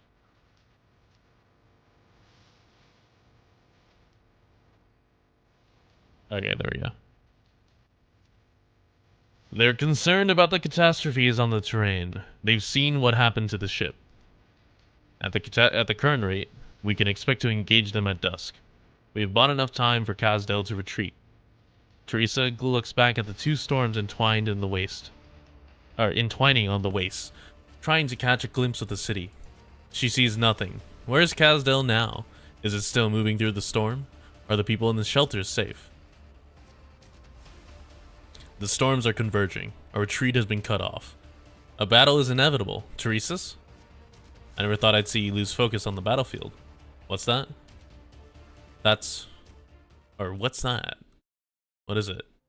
Oh! Huh. The storms rage, the young taunting the old. The newborn storm slams into the dying storm, to the war drums of thunder. Rolling air, currents clash and combine between the two storms. Violence begets peace, and a passage appears where the storms converge. Lightning flashes and thunder cracks. A path through the storm. The storm. Let's go, Teresa. The storm has given us a path. Those who survive through it will have another chance. We'll do it together. The Damatzi cluster passes their command to every Sarkaz present.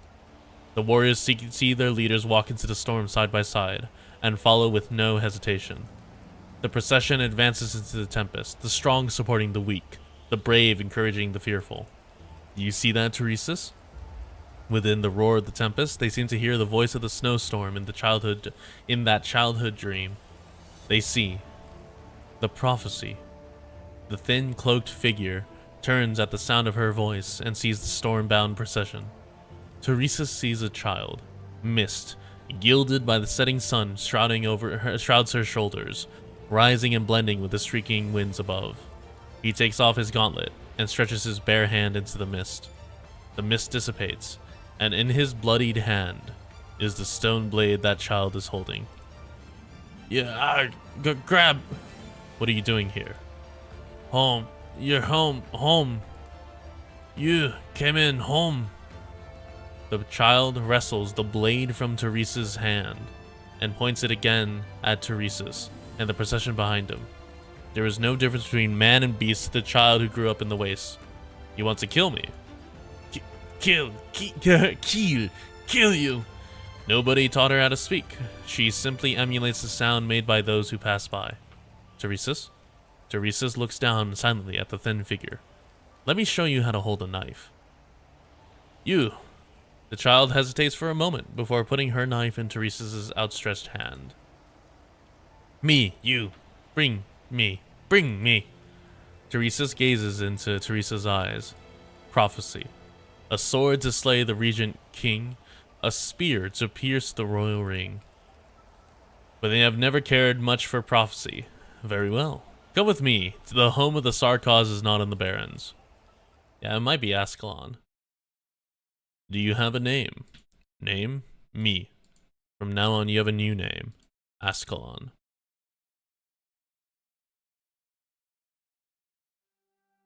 "10 days later. The nomadic city of Kazdel. Kazdel? She was actually a feral child. That's crazy. Look, Doctor. The furnace has been relit. Is it moving? The city's finally moving. Ouch. Careful. Your wounds might open again. I've got to go to the furnace. The furnace burns again and Kazdel still sails. The Athenians didn't manage to kill us. Oh, I didn't mean you, Doctor. Come with me to see it. You deserve the same honor as the warriors who survived. But I'm not Sarkaz. You people are heroes too. Come watch. Their Highnesses command the Goliath to support the leaning furnace. Watch the sparks fly when iron hammers beat upon the broken core. Hear the elegy of the Banshee, and witness the final journey of fallen heroes when they enter the furnace to fuel it. This used to be an occasion only the Sarkaz could see. I would love to go, but there's still a lot of wounded to treat. Alright, tell you what. I'll bring back a couple bottles of booze and some fresh fruit. And Will, you're not allowed to drink. And who the heck drinks in a medic tent? Come on, it's just a little flesh wound. No means no. It's your ripathy that's the problem. Not to mention you're a terrible drinker. When did you ever see me drink? Oh, that time when I was drunk and came to you with a bunch of ripathy bombs. Look, that was the only time in all these years. You know I can't afford booze. I can't stop you. Why don't you go yourself? Won't be the same without you. But I'm a Lithuanian. And? Do you support those nobles who profit off war? I ran away from home because I couldn't stand them. There you have it. Wait a second. You say you ran away from home?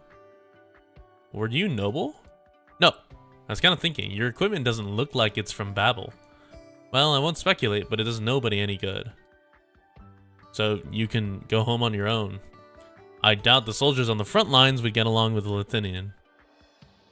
When I saw the Lithuanians string my father up by a sewer entrance to humiliate him, I never thought I could befriend a Caprine doctor either. Back then, the only people who showed us any kindness were poor, infected, or both. Right, enough of the sad stuff. Be back in a jiffy. You need the excited Sarkaz? Jesus Christ, Plague. Seriously, since when did the Sarkaz become so glib-tongued with me? I wonder if this counts as progress, Teresa. In any case, Kazdel is moving again. Things will get better. Back already? Well, it's about time you laid down. Oh, sorry, I thought you were someone else. Wait, your wounds are really bad. Nobody treated your arts burns? The Athenians did it. My son's dead. They burned him alive before my very eyes. I was the only one who lived. At least let me see your wounds. They burned him alive. He was screaming. They used arts to hang him in the air. For everyone to see. My brothers are dead. My captain is dead. The Latinians stood on the high ground. Their raised staffs looked just like. With bloodshot eyes, the nearly deranged Sarkaz fixates on the doctor's staff abandoned in the corner. The emblem of the home she left behind hangs from the staff. Like a reel. The doctor does not sense the hostility. She lifts his top to inspect the wound, but feels a chill run up her spine. You're armed. Why didn't the guards check you? Uh-oh. I have bad news, ladies and gentlemen. I think the doctor is dead. The light of the soul furnace lights up in the night sky, above Kazdel like the midday sun. The fires crackles echo like a mournful growl, a somber tribute to the fallen who have become its fuel. All the Sarkaz set their eyes on the sky that night. No one notices the light from one of the field hospital windows will go out.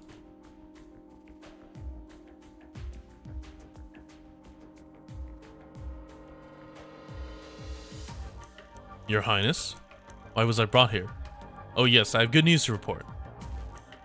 What news? We won. We defeated the Lithuanians, Your Highness. Me, my son, and the Blue Blood Squad. We won, we won. Are you not glad, Your Highness? Were we too slow? Blake, my son, bring me the battle plan. Son? Son? Sorry, Your Highness, I don't know where my son went. You killed the doctor, one who has served Kazdel for years, treating neuropathy patients. Kazdel? Doctor, no, you misunderstand, Your Highness. I only fight Lithuanians. Have you read his emotions, Teresa? Pain, confusion, madness. He has driven himself mad to escape the painful memories. He doesn't even know what crime he committed. The others do. The guards discovered him brawling with another Sarkaz amidst shattered casks of liquor, which ignited and spread fire throughout the field hospital. All await the king's response, but you cannot be the one to do it. Leave it to me. Your Highness, General, I gave my all to defeat the Lithuanians. Was I wrong to do so, Your Highness? Take him away. Motherfucker went crazy. Although, to be fair, if he lost to everyone, I guess you would go crazy. His name is Logan, given to him by his mother, who was one of the first Babel engineers. He hardly uses any arts, but the guards were hypnotized by arts. Someone is behind this. The military commission will not investigate the Sarkos for the sake of an outsider, not after they've just been put through another ordeal. Neither should Babel. We have no choice. The war has just ended. Babel should withdraw from military and political affairs, at least for the time being. You know that's not what a Babel is about in the first place. I do, but many don't. I will define the parameters for Babel's activities. Babel members will continue to serve Kazdel's medical, educational, and technological needs from this area. The military commission will continue to protect them, but we must take every effort to avoid conflict. There will come a day when the repressed hatred boils over, and even we will be powerless when that day comes. Kazdel is in urgent need of a change. We have to solve the Originium problem soon. But even that won't solve all our problems. I know. I've always known.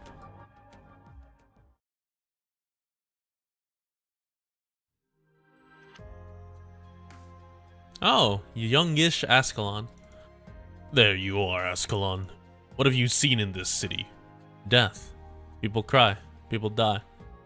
I wonder if that's intentionally misspelled or if they just straight up misspelled it. Cry? Cry tears. Theresa stretches out his hand. A delicate stone knife lies in his palm. Knife, my. Keep it safe. A warrior should treasure her weapon.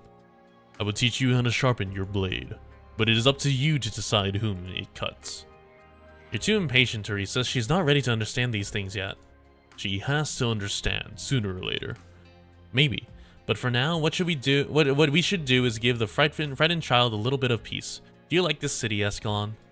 Compared to the armor general, Ascalon does not like the Sarkos woman crouched before her. She seems to see through all her thoughts, leaving no secrets, a most dangerous thing in the waste.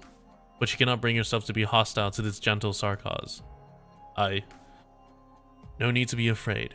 You know I don't mean you any harm. Come, touch my horn. We're the same. Warm, here. Warm, me. Yes, warm. Hatred and killing are not the only way to solve a problem. Way? Problem? Teresa says no more. It is difficult for a girl who has known nothing but the waste to understand certain words. Even with the help of the king of Sarkos. Wormy mention, shut up. She takes Ascalon's hand. It's like the wound on your palm. Weapons can't heal it. Only time and medicine can. Aw. It's okay. I've cleaned your wound. You'll need to take care of it. Be patient. One day you'll wake up and find that it doesn't hurt anymore. Yeah. She's like, yeah. Wahoo. This is the same like village background they use for everything. This is a classroom? What the fuck? Babel classroom. Kazdel. No one here. We'll wait for a little longer. It's not lesson time yet. They'll come. Look, it's Teresa's.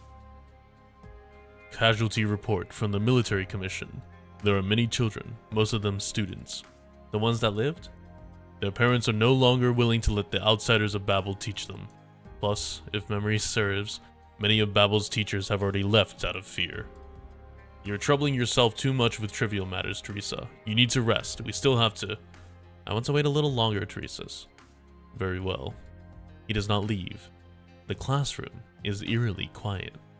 Teresa closes her eyes and recalls the students who used to fill the classroom. A proper education, come on. They said we can get potatoes for coming to school. I didn't understand that one, Your Highness. Do you have any simple stories? You said you went to the outside with mercenaries when you were our age. There's a sea between Sargon and Iberia. What's a boat? Why can't we go up on deck? Why would we throw up?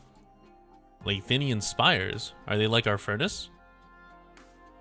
People who are nice to us.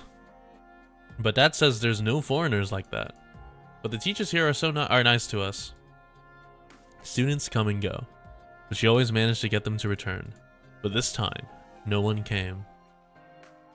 Oof. Oh? No, except Man of Fred. General Theresa, Your Highness, You. The hilt of a stone knife hits the boy in the chest. Although unable to break free, the boy strains to look up at the tall, gaunt girl who has him pinned. I saw General Teresa's come this way. I just wanted to... Teresa, your highness, you're here too. This classroom. Are you teaching? Put down the knife, asked Kalon. Your highness, you were looking for me. Yes, I came to seek an answer for the children who lost their parents. I know the military commission will take care of them as they took care of me. But will this change anything? What if another war comes? I want to change things, but I don't know what I can change or what I should change. The two rulers gaze upon the fearless child, each arriving at their own answer inside. What's your name? Manfred.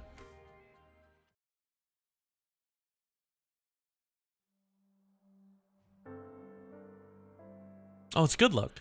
Dad, we've been standing at the door forever. Why can't we go in? Mommy's hurt very badly. She needs some quiet rest. We shouldn't bother her. But I miss Mom. Daddy misses her too, but not now. We'll go home together once I come back. Where are you going, Dad? I have to leave the city for a bit, to make the people who hurt Mommy pay. Stay here with Mommy and wait for Daddy. Can you stay, Daddy? We'll figure out a way to make Mommy better, I promise. Do you like Mommy's name? Oda. Yes, it sounds very nice. It's your name now. But I'll teach you to fight the bad guys with Mommy's weapon once I get back. Okay, I'll beat up the bad guys who hurt Mommy. Oh, I didn't know Oda would have such a sad backstory. But will beating up the bad guys make her feel better? You'll understand someday, Oda. I'll be back. Wait for me. Good Luck turns around towards the crystal-infested city wall.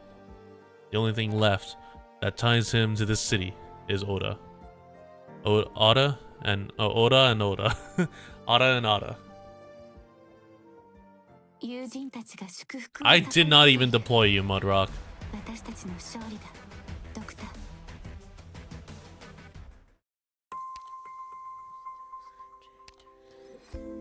Today, though we face the tragic reality of disunity and betrayal. Okay, I'm gonna get water. I'll be right back.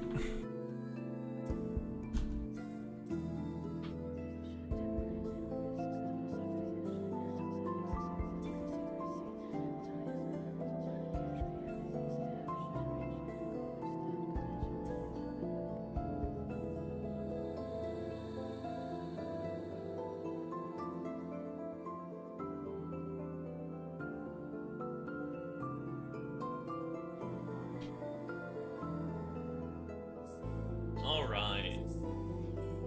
Back to it. Ha. BB number 3. What are the rewards here? What am I farming here? Not this.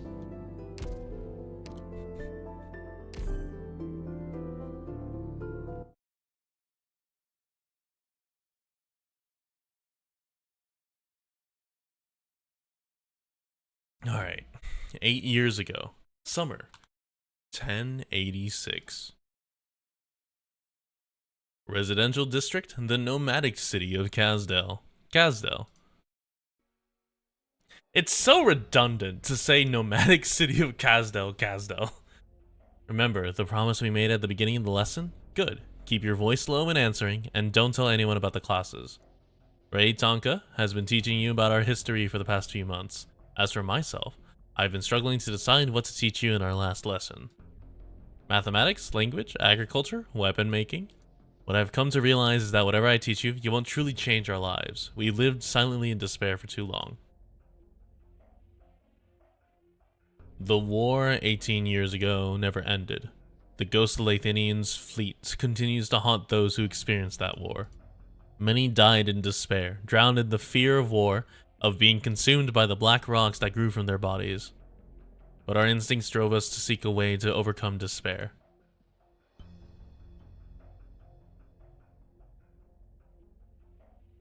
Some declared war on despair, and on the outsiders who oppressed us, but they all fell short in the face of cruel reality. Oh my god. Came to see the contracts.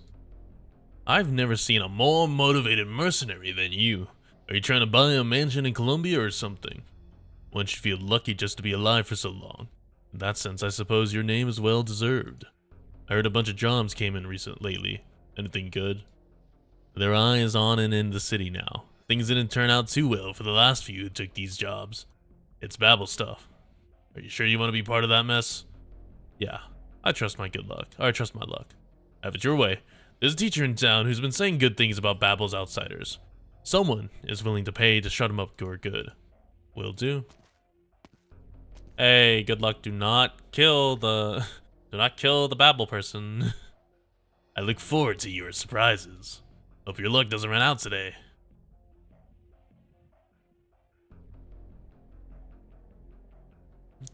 The nomadic city of Kazdel. Kazdel.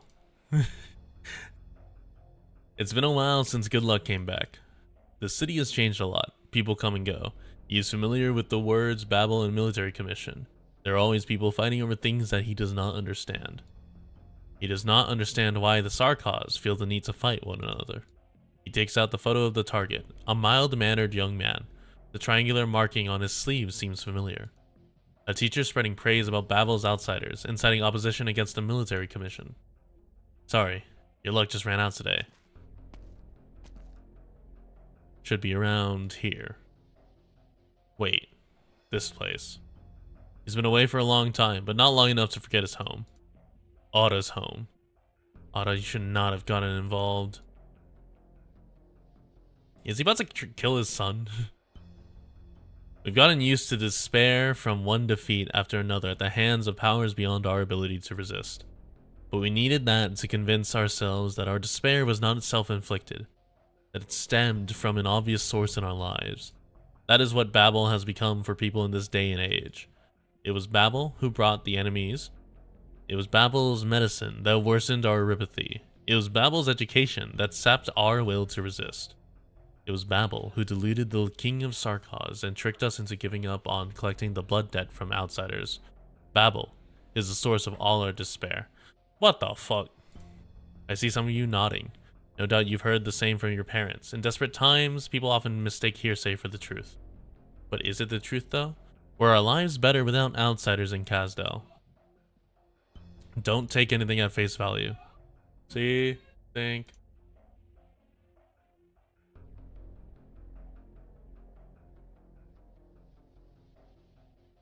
Don't take anything at face value. See, think, and find your own answer. Yes, it's hard to leave Kazdel. The land outside is full of danger. Even making it to the border of the next country is no small feat. But I'll still leave this place. I'll go to Lathinian, Columbia, Casimirs, to anywhere that I may find a way to change things. Then I'll come back and teach you, and all the children of the Sarkaz. What will happen to Babel, you ask? The future of Babel. What the heck? Hide yourselves. Don't make a sound. Hello? Are you looking for someone? Oh, it's Ascalon. Hello. Sorry, I got the wrong door. Do you need help? I'm familiar with the area. He smiles. There's no panic in his eyes. Ascalon scans the sparsely furnished room and understands. Oh.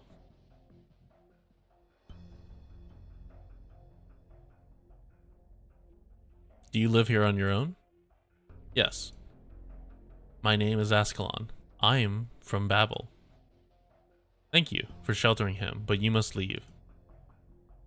Be careful. These are troubled times. You heard her. Someone knows you're here. You need to go. Not just the military commission, but also those mercenaries who've been bringing trouble to our doorstep. I know. I'm very grateful to you for lending us your house to serve as a classroom. The children. I'll take them home. Don't worry. You can continue your classes in a few days. Once the storm has passed, there will be no need. As I've said before, I'm ready to leave. I've already spent too much time here because I wanted to see the lessons through to the end. There are many places that I still need to see. Alright. Oh, don't forget the potatoes. They're from the children and me. It's not much, but they will serve as a few meals on the road. Thank you so much, all of you. Isn't that Logan? Is that not Logan, the guy who killed the mother? God, nope, ban.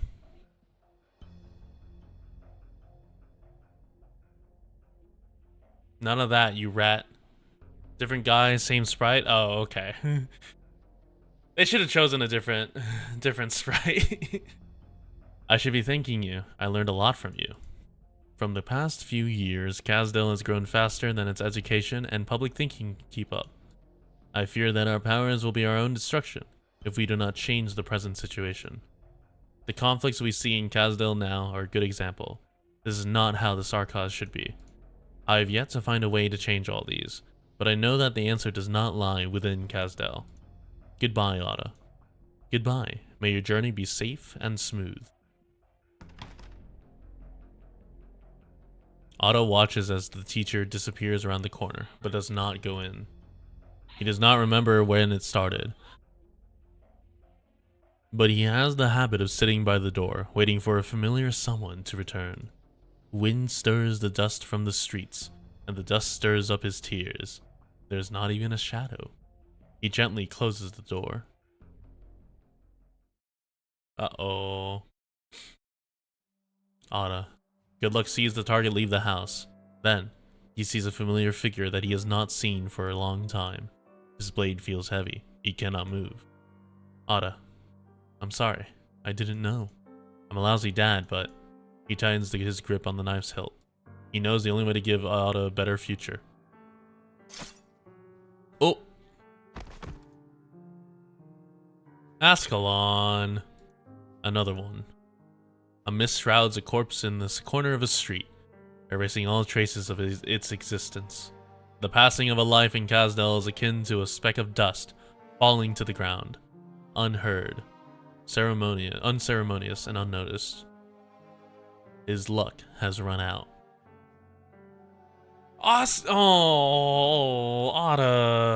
Ada's dad. Could you imagine? Ada never finds out, and so his dad just dies like 5 feet from him. How long do you plan on hiding there, Manfred? Or are you planning on stabbing me in the back now? Another mercenary. How many have you killed? Didn't see the point to keep count. You could kill 1 or 200 even, but can you kill every single mercenary who accepts the contract? They just want to remind us that we've been complacent with the status quo for far too long. Using the lives of Babel members as a reminder? To remind whom? He made a promise to Her Highness. Is this what he calls protection for Babel? All I see are crackdowns on Babel and mercenaries running wild. There are some things that should not be said aloud, especially not by you, Ascalon. If you don't like it, arrest me. Let's see if you've improved at all under his tutelage. The general has taught me that there are more important things than violence. And by the looks of things, the mercenaries aren't the only ruthless cutthroats around here. Oh, they are fighting. Stop dodging if you dare. I'll prove to their highnesses that I can beat you. Too slow, Manfred. Wait, ah! You're dead, again. Ugh. Get up. Don't need you to tell me. Footwork, Manfred. And Ascalon, stop going for his head all the time. This is the most effective way. It's his own fault for getting hit. If he can't dodge it, he has to learn to take it. Yeah, let him get up, let him get up. You're right, Ascalon. But why did you stop? We didn't tell you to. I can take it, Your Highness. It's not over yet. Oh, I hit. Your Highness, I hit. Did you now? And he's gone. Let me down, Ascalon. Don't hurt him, Ascalon. Oh, he's trapped. That's funny, actually. Manfred's long limbs flail helplessly in the air while his torso is tied to a wooden stake. How did you do it so fast? Got my inspiration from the way Her Highness's sews. Manfred wiggles to break free, but the more he squirms, the tighter the ropes hug him. He cannot understand how Ascalon can be so strong and fast when she looks as thin and frail as him. Let me down! Look, I won again. Ascalon raises her weapon high and grins victoriously at the twin sovereigns. Ascalon has gotten a lot more cheerful. What are you thinking? They're different from the other Sarkaz children. We can change them, but how can we reach all the children of the Kazdel? Give me time, Babel can do it. Time is a luxury. I know. But education is not something that can be rushed. What we're doing is leaving hope for the next generation. The flames of hope will never go out, as long as a single teacher in Kazdel remains willing to share with these children the vision of a beautiful future. Teresa casts her eyes towards the two children, full of hope for the future. Well, are you going to admit defeat or not? No, let me down, we're not done. I'll let you down when you admit defeat. No way. I'll unbind you, Manfred. Thank you, Your Highness. Whoa, why am I flying? Your Highness? Heh. Hehe. Alright, that will do, Teresa. Let him down. Teresa has levitation arts. Wow. You've improved. But Teresa's hasn't taught you everything he knows. You were always the faster learner, but ever since you left the General, you've been nothing but unadjusted and lost. He is disappointed in your departure, by the way. I may not be as good with words as you are, but at least I don't just ignore the insults against Her Highness Teresa.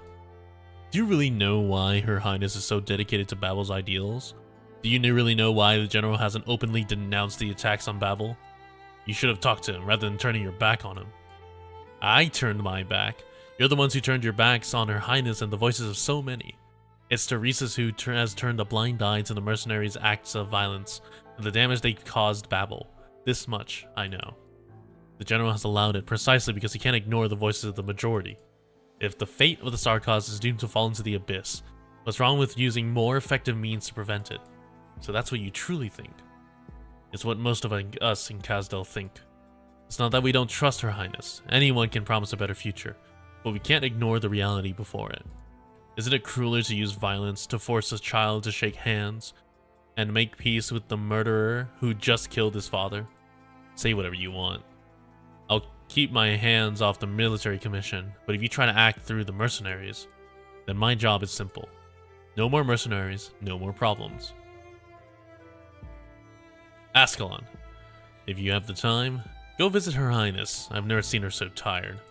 A puff of mist is the only sign that she was ever there. Manfred looks down and wipes away the blood slowly seeping out of his chest.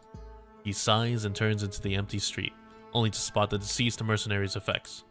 Someday, we will all understand. It was never Her Highness or the General who made the choice. It was the Black Snake. Who's there? He hesitates before the door. It has been a busy day at this old ramshackle house. From the teacher to the multiple visitors. Who could it be outside the door? Has father finally returned? If so, what should he say? He has learned so much from the teacher that he wants to share with his father, whose visits back home have becoming less and less frequent. He takes a deep breath, collects his mind, puts on a calm face, and opens the door. Hello? Wow, it's Manfred. Good evening. Can I help you, sir? You know who I am? No, sir, but I know the uniform of the military commission. Just a routine inspection. Do you recognize these items? This is my father's. There have been some disturbances in the city, and I'm afraid your father. I'm so sorry. Where did you find them? There was nothing else left at the scene. I'm sorry. What's your name? Otto. If you need any help. No. I'm very grateful that you brought these back. It's been a long time since I last saw him. This is enough. I don't have to wait anymore. He's not coming back. Do you have any family or friends you can count on? I can take care of myself. Besides, we see things like this every day in this city, no? I'm sorry, I guess, sure. I just want to know, I feel like I know you somehow. I'm sure you're busy. I won't keep you any longer. My condolences. Yeah, at least he got closure. I want closure. The vampire closure. This is the nicest thing that happens in this story? Oh, that Manfred has ever done. Okay. The door closes. Manfred can hear the sound of sobbing coming from behind the door, but he doesn't feel sorrow. Not anymore. Otto's right. He's seen this too many times. Yet he remembers this is not what the city was meant to be. Behold. Big fight. BB3 silent crack. Oh, there's no. Oh, I see what I must do. I'm here to help. 敵を発見。加減はしますよ。Get around me, guys. どこに飯を食ってねえのか。全力で来い。Spring breeze, timely rain. Now we sow the grain.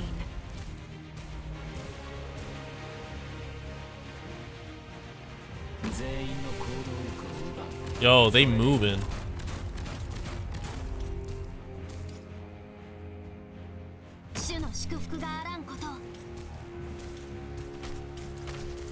Prince. Let's do Mia right here. Oh my god, you're Lancers.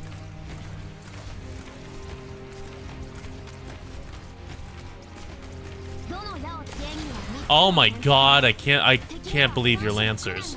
That's actually so ass. What happens if I just silence you? Are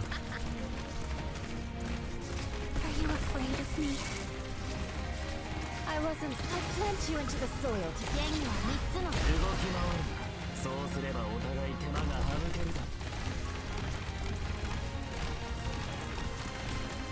Oh. Okay, never mind. I have created the ultimate slowdown. Dude, that man is caught in an infinite loop. That's like pretty funny.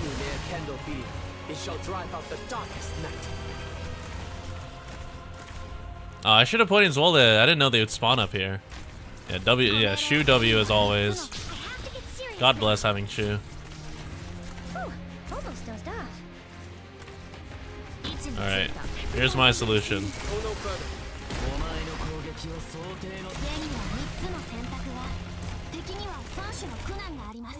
My solution? Todd. If they're all Sarkaz, we must bring out the Sarkaz killer. The nomadic city of Kazdel. Kazdel. Let me through. Oh, hey, this is the army, or the armor. This area is off limits. What happened? Are you with Babel? No. Then it's none of your business. The wall of royal court soldiers prevent Otto from passing, but he sees several familiar crying faces in the scattering crowd. Those students. I think I can take this alley here. Excuse me, do you know what happened? Someone beat another guy to death. He's dead too. Are you trying to join the racket? Babel again. What is Her Highness thinking? Shut your trap. You everything you eat, everything you wear, and the roof over your head to Her Highness. Shh. Well, it's simple enough, alright? A teacher beat the father of his student to death. A teacher? How could... All the man did was scold him a little, and it was the teacher who was telling the kids all sorts of awful things. That's not true. You're a Babel shill too? Kids these days. Dude, he's a shill. He sold out. He sold out to Babel. I can't SMH at Oda. Hey, what are you doing? Oda squeezes through the crowd and sees some familiar faces lying on the ground. He finally finds the source of the commotion. The teacher lying in a cloud of dust. Teacher, what's going on? I didn't mean to hurt his father. Hang in there, I'll find a doctor. No, over there. Him. Oda looks in the direction that the dying man is pointing and sees an injured child crying by the lifeless body of his father. Oda runs through the burning streets, carrying the injured child in his arms, and pieces together the whole picture from what he sees and hears. It began when an agitated teacher accidentally killed an agitated father, before he was set upon by the angry crowd and fell in the dust of the streets. The turmoil dragged everyone in, civilians, Babel, mercenaries, and even the military commission. Like a chain reaction, clouds of dust were stirred up in various corners of the city.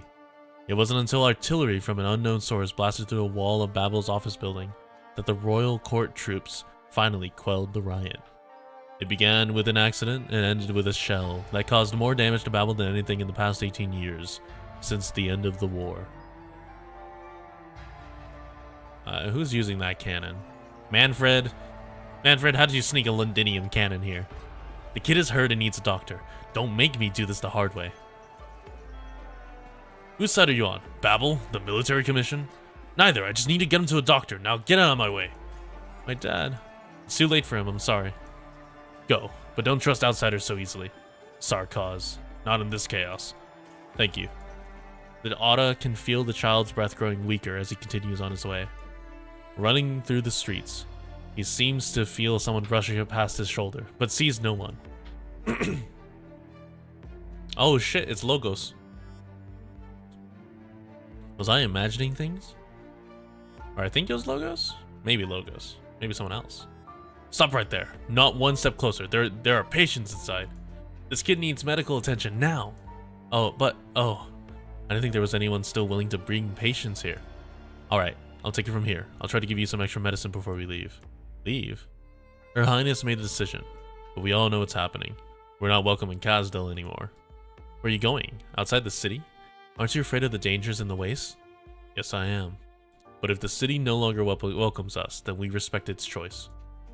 I want to join Babel. I can help care for the patients or protect you. No, we're kicking out Babel. Is this the one who started the whole mess? Will he leave? Will he live? Don't think so. Lost too much blood. Then what are we even doing here? Just follow the general's orders and don't ask questions. Who'd have thought something so minor would need their highness's statement? Ugh. Is he trying to talk to us? There's nobody else around. Probably just seeing things before he dies. No Banshee would sing an elegy before such a sinner. It's dangerous. Go. They can't see me. My arts hides my presence. Who are you? A student. I came from far away, following in the footsteps of my mother, to find answers in this wandering city and her two rulers. Did you find? I'm afraid the city doesn't have the answers ready yet. But I found you. The ideas that you advocated for were very, very interesting. Fuck. I was with you when you taught those children in the basement, learning about the city in Babel.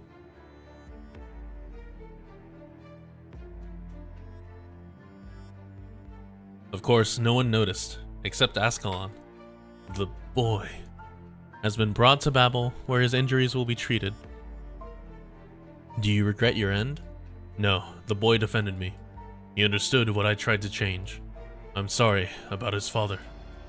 I sympathize. It was not your intention to cause this tragedy, but fate has played a cruel joke upon you. I hear crying. It is your elegy, calling your fading soul to the other side. Wait, so when Amiya says she hears crying, is it that she gets put in a near-death state whenever the King of Flies takes over her body?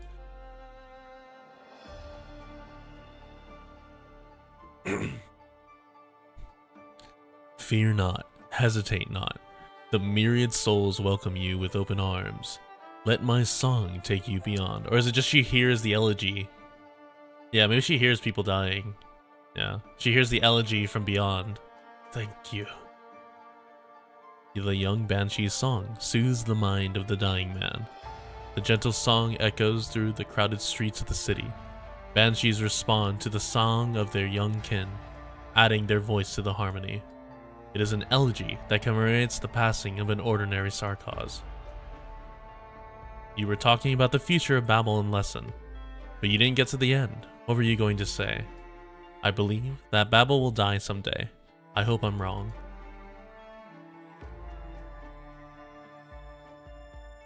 On the bright side, more fuel for the furnace. A song. Another Sarkaz has passed on in the turmoil. There is no longer any place for Babel here. I will lead them and leave this city. Teresa, we love you, all of us. I know, but Babel has no choice. But if you leave, my people have made their choice. Neither I nor Teresa's can change it. We cannot abandon hope, but the best course of action right now is to avoid conflict. Hatred will swallow us like a flood. You've always known Teresa, our hero, our king. Gentle requests and gradual changes will not sway the minds of the Sarkaz drawn here by Kazdel's rise. Lakura Maline, perhaps what I say will disappoint, even hurt you, Teresa. Rim Billington, Sargon, even Columbia, you have opened their doors and allowed the Sarkaz to negotiate with some as equals. Terra has seen more technological progress in 50 years than it has for millennia. But we were too slow. Despite the incredible changes you've brought to Kazdel, they haven't been enough to bear the fruits of true transformation. Even if I, too, believe that the fruits of spring are near. Is this the stance of the Banshee court, Lacra Maline?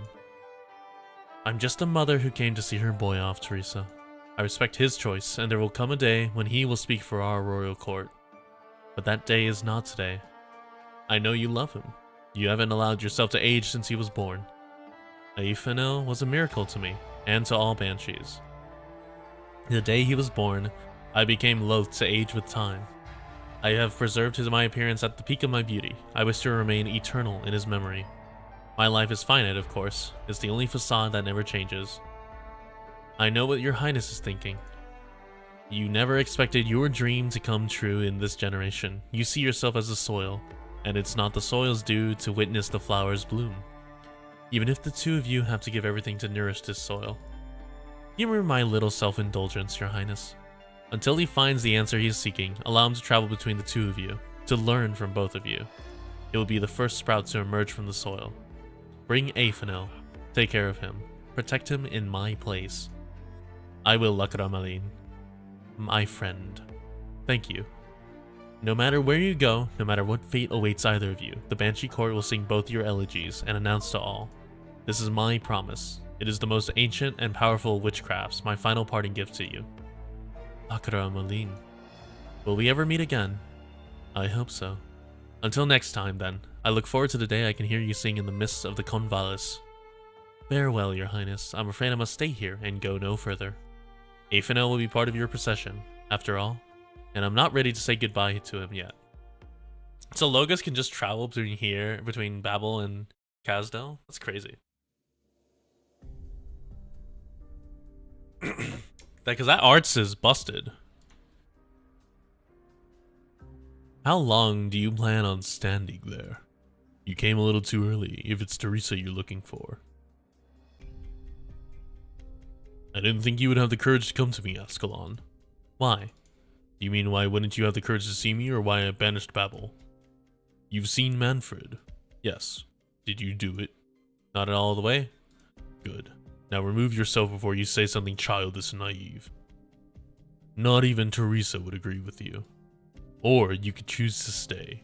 You don't have to explain yourself. After all, you never formally joined Babel. Her Highness needs someone to protect her. She is more powerful than you think. And I agree with you even less, Master. I suppose I should take that as a no. You and Manfred are my best students, yet both of you have your fatal flaws. Your talents in combat are peerless, but what do you truly believe in? Your Highness, impatience. I said what you truly believe in, not me or Teresa. You still don't know what you seek, do you? To protect. That's just empty, self-deceptive sentimentality. When you're unsure of your path, you merely project your motivations onto vague ideals. I've thought about it carefully. Perhaps, then follow Teresa and protect her. But don't blindly adopt her ways. Think for yourself. Manfred found his answer long before you did. The next time we see each other. Never mind. Go, Ascalon. There is nothing else for us to talk about now.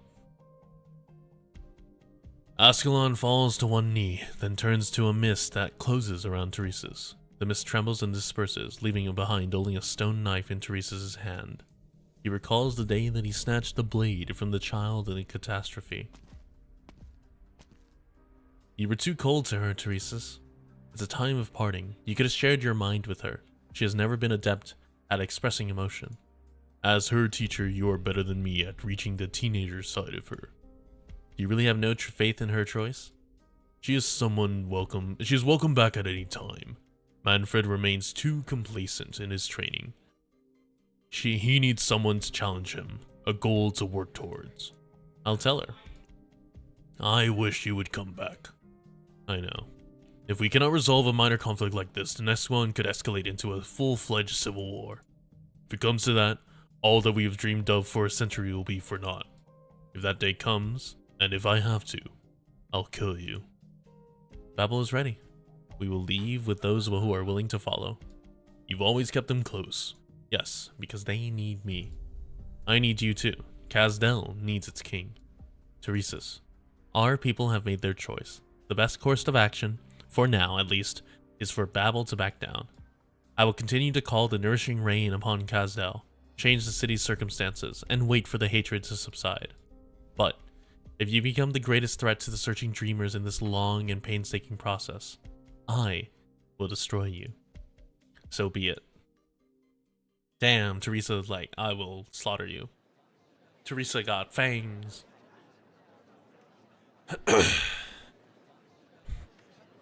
Save for Marcel. That is true. If you don't get the collab, you're fucked. Mercenaries and royal court soldiers line the streets, holding back the restless crowd. It was the king of Sarkaz who brought food and shelter. It was also the king of Sarkaz who allowed oppression and hatred to fester.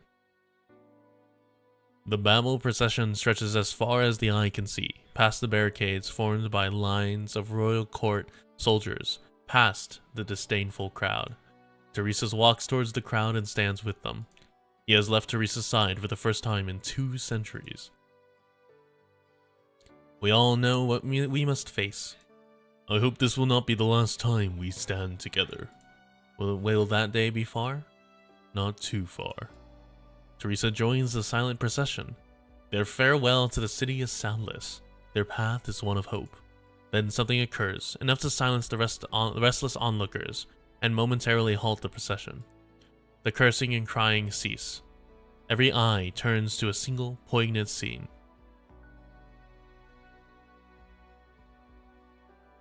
A mercenary steps out of the line to embrace his best friend in the procession. No one can hear the whispers exchanged between the 2 friends by the ruins of Babel, but all are willing to wait and give them their moment of farewell. A farewell between the people in their city, and between 2 peoples of the same blood. A young Sarkaz, who has lost everyone he holds dear, walks in the procession without regret. He remembers walking the same path, leaving the city in search of his parents with his older companion many years ago. Dad, I believe there has to be another way than war. Mom, I know you believed in Babel because you hoped for a different way to live. Goodbye, Mom and Dad. This is like a really nice scene, actually. Goodbye, home.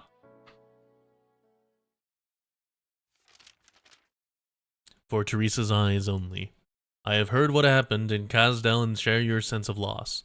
The city holds special meaning to us all. But Babel need not drift in the wastelands, for I have located the ship I previously mentioned in Rim Billington. The excavation went smoothly, and the ship's basic functions have been restored after 2 years of work. It will carry the hopes of Babel into the future. Please wait for me, Teresa. P.S. I did find it on the ship. A legacy that could bring upheaval to this land. Given its importance, I feel it is crucial to discuss this matter with you in person. With hope. Kaltsit. Very well done, Doctor. Well. It's Kaltsit. Okay, here's how it is. Oh. Fuck, okay. We're gonna do this. We're gonna do this, and I'm gonna end here. Because I'll be honest with you guys. Dragon Ball Sparking Zero released at 5 p.m. my time, and I've been itching to play it. And I want to play it before tomorrow's stream of it. So we're gonna finish this, and then I will continue Babel on Saturday or Sunday. I've prepared a gift. Oh, it's Priestess? Oh, you guys were not kidding when you said all the wives were here. I prepared a gift for you, oh, I can't say doctor because it's not the. Yeah. What do you hear?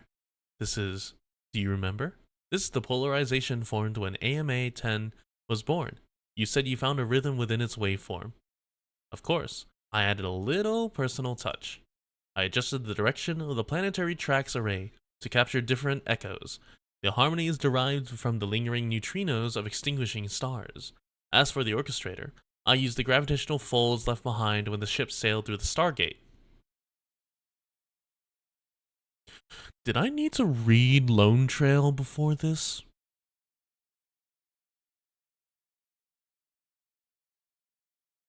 Because If I recall correctly, that's not a real sky up there. It's just tech babble? Okay. Oh, I knew you'd like it. The universe is singing. Even at this moment, it still is touching us forever. It wouldn't have helped that much? Oh, okay. The universe! It sings to me!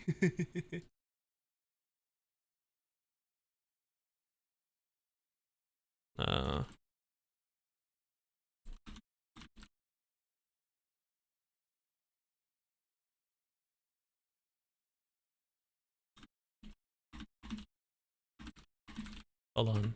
Remember controls.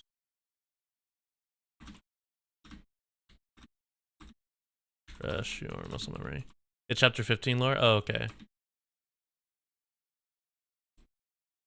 But this violates the norms we set ourselves. Priestess. These facilities should have been kept operating on the preset path. The stars are losing their color. This world no longer has norms, doesn't it?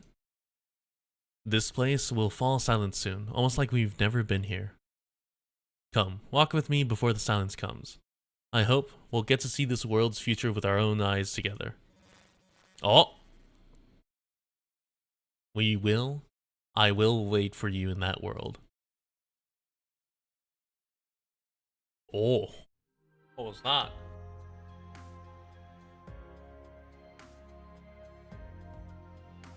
"4 years ago, summer, 1090.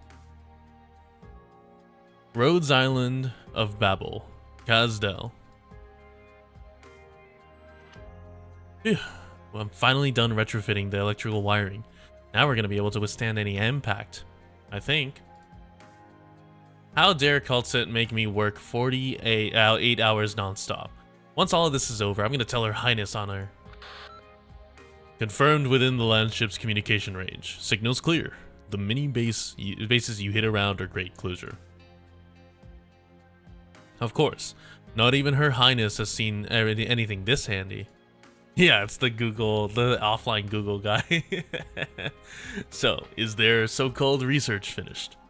The energy surge caused by the last couple rounds almost got Rhodes Island to stall. I'm still reinforcing the landship for the next impact. You know how much I racked my brains to cover up the landship's movement? Like, what if the military commission spies caught wind? Relax. I've already eliminated all our targets nearby. Just focus on your preparations. Scout, report. The infiltration mission is complete. I'm sending the intel back to Babel. What's the situation inside the city? Not much has changed over the past few years. Not many catastrophes. Very little movement. Our situation's not very optimistic, actually. If the military commission continues to shrink our strategic space, let's trust Her Highness and Dr. Cultsit. You're right. They've spent so much time preparing for today's experiment just to turn the tide. Right, Scout. Have you gotten your hands on the equipment I was keeping at my place? I've already entrusted it to a messenger to take to Babel. Awesome. With the secret weapon Cultsit and I knocked together, we'll definitely crack that weird control system on the ship. I'll rendezvous with the messenger and confirm the package risk level before bringing it to the landship. We have been investigating the agent behind our missing engineer too. The threat against the landship hasn't been fully eliminated yet. The missing engineer? Uh-oh. Oh, hello, Oda. Closure. I've brought you even more materials, just as you asked. They're so heavy. Thanks, Oda. Looks like now I can make more safety equipment for Her Highness and Cultsit. And I should install an extra line for backup. Hope there won't be any unexpected surprises this time. Do you need any help, Closure? Oh, you should hurry and evacuate to safe zone with everybody else. The next wave of impacts is probably going to be in 30 minutes. Now, everything is all ready. I'm kind of curious. Just what kind of secret experiments are Cultsit and Her Highness running? They even need to mod the energy and defense modules, not to mention those weird tests.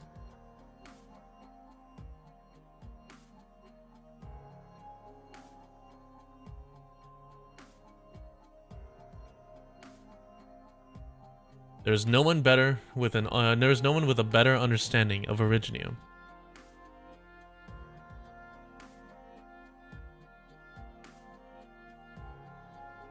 If you want to solve the suffering caused by Originium, there is no better candidate for the job. The news you bring is always so surprising, even for the King of Sarkaz. Are those devices really still working? Are you confident about the resurrection? The vast majority of life forms on Terra can't resist corrosion that spans such a long stretch of time. The Terra we see today is no doubt a miracle, and so are you, Teresa. But in the past, the whole solar system revolving around the sun was insignificant in their eyes. You seem a little tense, and also a little anxious and nervous. Is there anything else that worries you? Yes, but I can't tell you. It's okay. Sorry, I shouldn't have distracted you. Focus, I can feel it. Kaltsit? You love this name, don't you? I've forgotten almost everything else about those days. But I still remember how, in that distant past, someone gave me this name. Kaltsit. That was the last time we ever met. Kaltsit. I do not have much time left. Search for traces of life. Search for hope and a future. Kaltsit. Go find your own answer. Find yourself.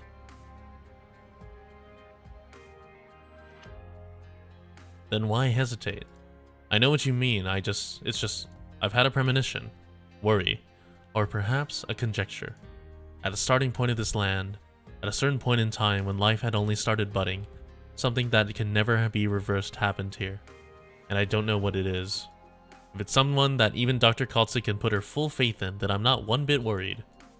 Besides, considering how cautious you are, the safety measures that you prepared well ahead of a time have never allowed me to worry. I'm sorry to say this, Teresa. This alone, no matter how many contingency measures I prepare, I still can't confidently say anything is conclusive. Teresa, I can't guarantee that I will always make the most rational decision. And this time, I want to believe. Then do what you want. I'll be here with you. Kaltsit's hand touches the door that has stood silently still for a cryptically long stretch of time. A new wave of tremors reaches Rhodes Island. The door loosens. Originium will become the beacon, condensed by our civilization.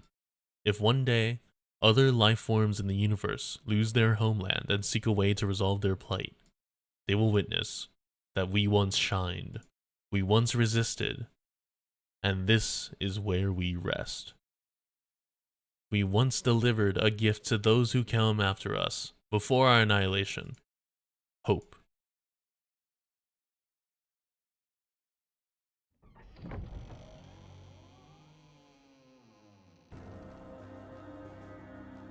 Unknown language. This place. Is it time already? Warning. Unknown power activated. Warning. Parts access detected. Warning. Parts access reset complete. Administrator permissions confirmed. All communication module channels open. Communications receiver module overclocking procedure completed. Search for server, no signal. Search Kerula Arbor, no signal. Search Celestial Fulcrum, no signal. Search no signal. Search complete, no signal detected on any channel. Would you like to retry? No answer. Just me. How long has it been? Searching progress logs. Latest update, 4,755,954 days ago. Holy shit. Abnormal vital signs detected. Loading hold on. Oh, those are days. Okay, I thought it did year. Abnormal vital signs detected. Loading restoration module. Restoring. Did I wake up too early or too late? What stage has Originium reached? Searching Originium inspection history data. No response. Originium inspection module is disconnected. Terra. Why save all these redundant information? This isn't recorded in the database. A new language? A new civilization is born. It's just me. What about her? Priestess. I can answer your question. I saved those data in parts in advance. You. A hint of unfamiliarity, perplexity, and vigilance flashed in the eyes of the person stuck in the past. Kaltzit senses it from the glare of the person in the sarcophagus. Likewise, Teresa senses Kaltzit's nervousness. Wait. You've changed a fair bit. The person inside the sarcophagus feels like they've just woken up from a short dream. The life form that bid them farewell prior to sleep is still here by their side. But you never left. No, from the moment I left this place until now, when I am standing here before you again, I have wandered for thousands of years. However, I've never forgotten the question you left me. Kaltzit waits uneasily. She needs to make sure. She needs to make sure that her hope has not gone through some kind of horrible change. That was not a question. That was what I looked forward to. Then, have you found the meaning of your life yet? Kaltzit.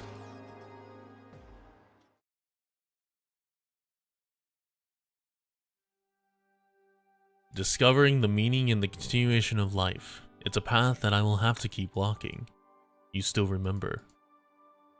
Oh, it's us! I still remember. To me, it was like yesterday when we said goodbye to each other, but it also seemed like an eternity. But to you, there was never a moment when I forgot all you have done for me. Aside from my life, you granted me one other thing that I found most precious. Freedom, Doctor. Please, just Doctor will do, Kaltzit. Let me get out first. You're still very weak, I can help. No need. Kaltzit, I still have many questions. What has become of Originium? I couldn't find any records. It still grows on the continent outside, so I woke up too early. You've suffered, Kaltzit. I can tell from your eyes. You woke me up because you need my help. Yes, we need your help. I see. That devil? I can see from your friend behind you that not only has Originium found an unexpected way to exist, she also possesses, yes, Civilite Eterna. The course of this civilization is very complicated. What's her name? Does their civilization have anything like that used to refer to individuals? Teresa. Teresa. I brought you a wife as an offer. The awakened one walks up to Teresa and holds out two arms, showing the palms of those hands.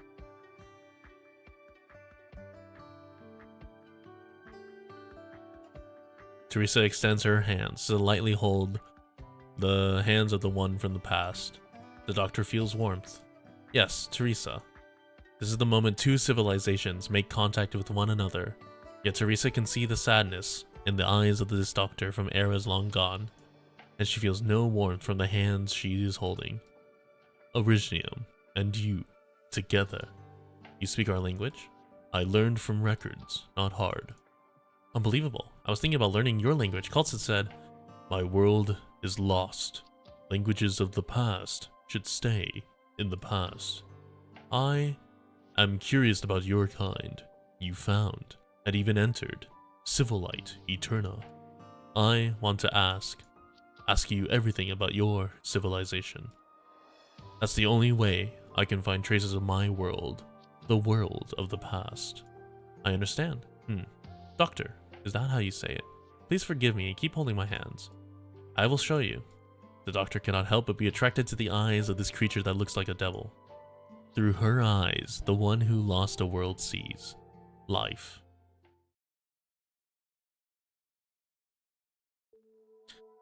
What is Civilite Eterna? Civilization is born from instincts of living beings. It's survival of the fittest. Natural selection. Oh, the crown. Okay. This is how the cycle of life is formed. A burdened beast accidentally fell beneath the ice, pushes us. What? A burdened beast accidentally fell beneath the ice, pushes a small cub up from the water with its head. A burdened beast who accidentally. Who proofread this? Come on.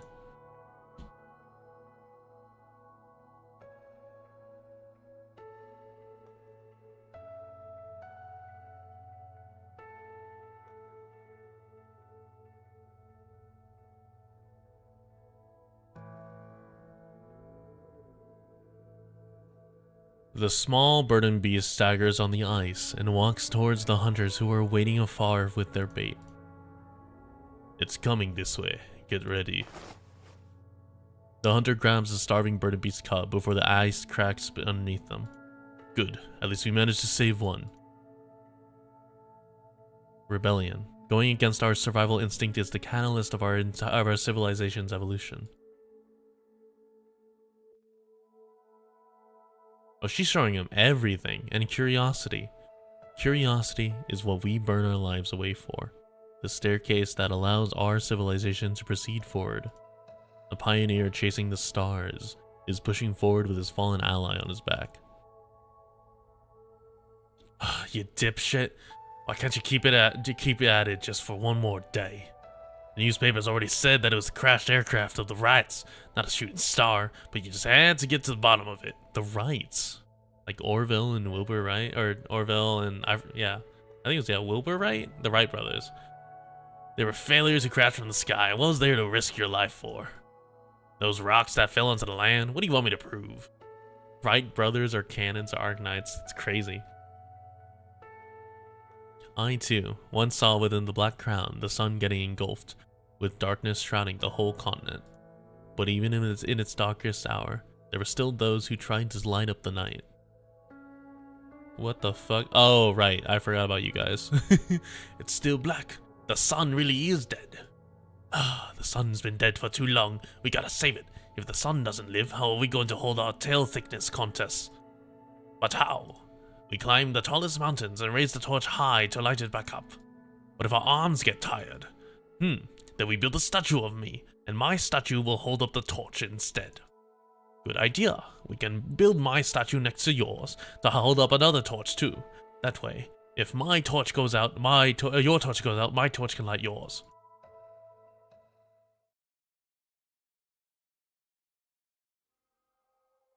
With fire comes light, and it is light that guides us towards hope. And my kin see death as a different interpretation of hope. After your body's destruction, to become one with the city within the soul furnace's flames is an honor bestowed only on those who are most respected. They will grow. Dude, that was the most brain dead reasoning, but also like the most well thought out reasoning I've ever seen from the crocodiles. They will grow as originating crystals and become one with Kazdel. The newborn will grow among the fluttering dust and continue their march forward, with hardships in tow amid the chorus of their myriad souls. Progress mixed with ignorance, the cycle continues and repeats over and over. So beautiful. So nostalgic. You're kind. Terra seems to have gone back on the right track in achieving enlightenment. So how is ignorance defined? And how do we prove the progress of enlightenment? The way I see it, all of this is part of our civilization. But the thing you showed me, most of them are extremely different compared to your race. Conquerors and the conquered, both have been branded with inerasable marks by this land throughout the evolution of civilization. For the sake of survival, I believe that all discrepancies will be unified and all clans will become one. Yeah, tail measuring was generational. It's their culture. Yeah, that's crazy. In the future that I envision, all the many lands will become one. That's a stirring belief. It's admirable. I can feel that you truly love this great land. Be it discrimination, don't do it. Who the fuck? No one, no one actually, just walks up to each other, whips it out, and goes, yeah, measure it. Come on. Be it discrimination, war, or disaster, the object of your love has long surpassed an individual or clan.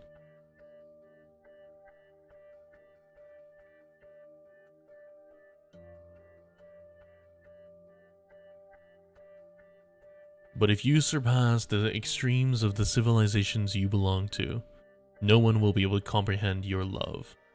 Without prompting? No, no one does that. On the contrary, they will loathe you. Do you understand what you will have to go through to reach the future you strive for?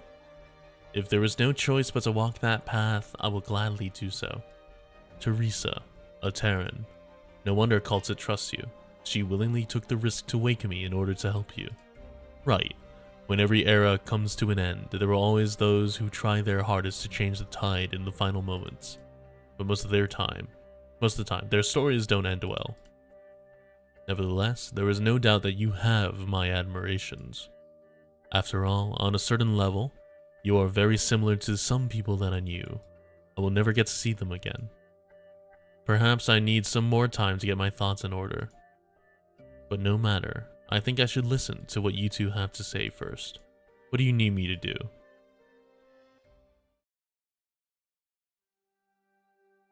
Doctor, you need to rest. I'm fine.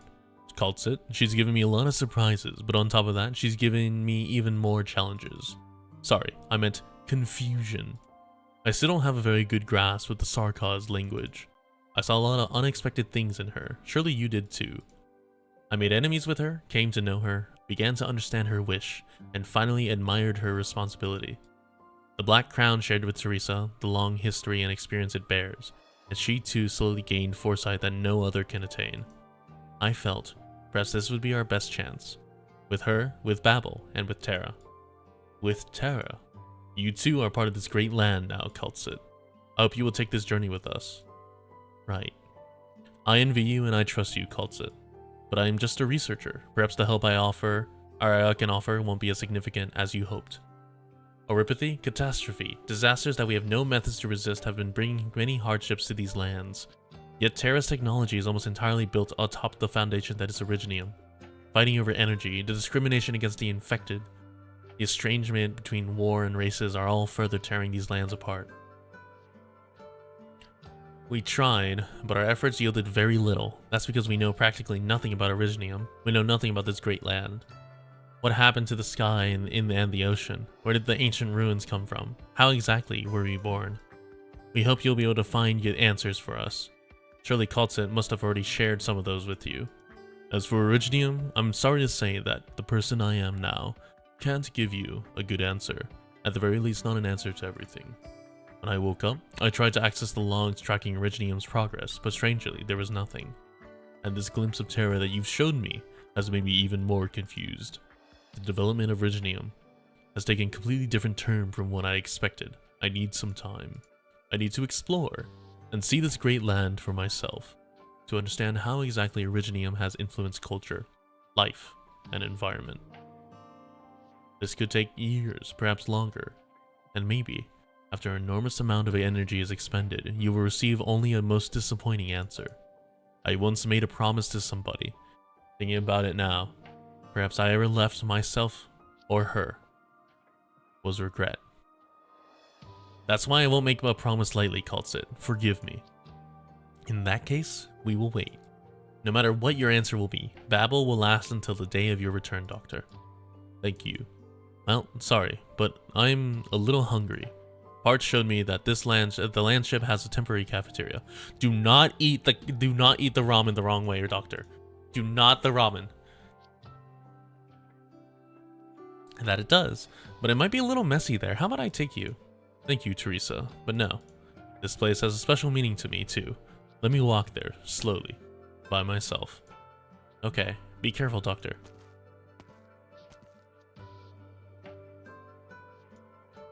The awakening has given the Doctor a lot of pressure, but it seems this one is quick to adapt, and much quicker than I expected. The Doctor wants to learn all there is to learn about Terra. A quick learner, too, it seems.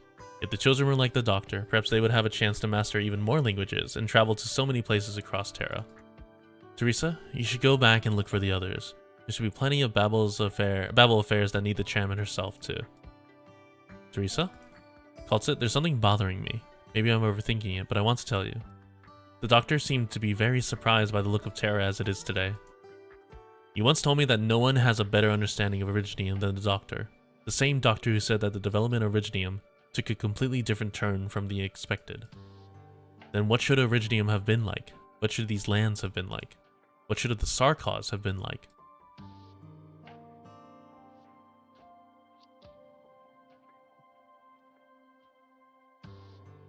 Is the Doctor ready to depart? Right, the Doctor applied for transport, some defensive weapons, and nothing else. The Doctor stated an intent to avoid combat zones. Alright, we'll just abide the Doctor's wishes. Your Highness, I would like to follow this doctor of ours. Considering the background involved, I am worried.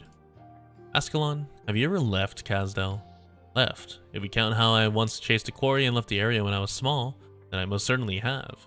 That doesn't count. Go. Follow and protect the doctor, but do not interfere. I will keep a close eye. No, Ascalon, calm down. I don't want you to keep an eye on anyone. I want you to go out there and see how the people in other lands live. This is a great opportunity. How they live? Outside our homeland, neither war nor suffering is part of people's daily lives. Food, fashion, arts, culture, we could have so much. Many of us know this fact, but even more of us choose to ignore this fact because most of the time, we don't have the freedom to choose. Yeah, fucking Lamau Ursus. Imagine going to Ursus. Don't give me that look, Ascalon. Listen to me. At first, you followed me because you opposed Teresa's measures. But what about after this division is over? What will you do then? What will be the next stop for the countless Sarkaz who share the same idea as you?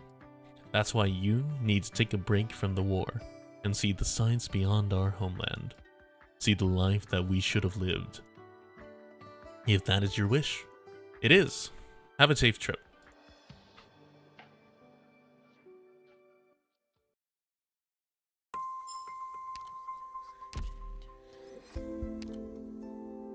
Imagine going to Sammy. Yeah, Sammy's. Sammy's a. Okay. 警戒を怠らないでください、ドクター。 Real quick. Real quick. We're going until like the confirmed 5-star. Pleasure to meet you, Chief. I am Shaw of the London Fire Department. We're doing a little bit of gambling. Just a little bit. Lancer Fang, Captain of Reserve Op Team. It's A1. okay. I'll get it in the next 2. Surely. It's not gonna be that much. I'm only gonna expend 5 pools.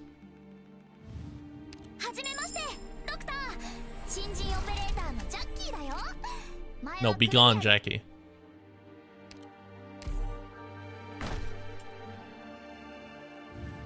Holy shit. Okay. Oh my god. No, I don't want to go to all 10 again. That bodes very badly for the coming Wizardo banner if I have to go to 10. Okay, regular 5-star.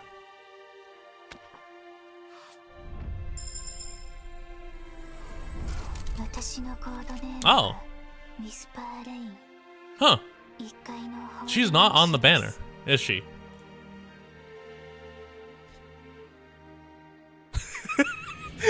What the fuck?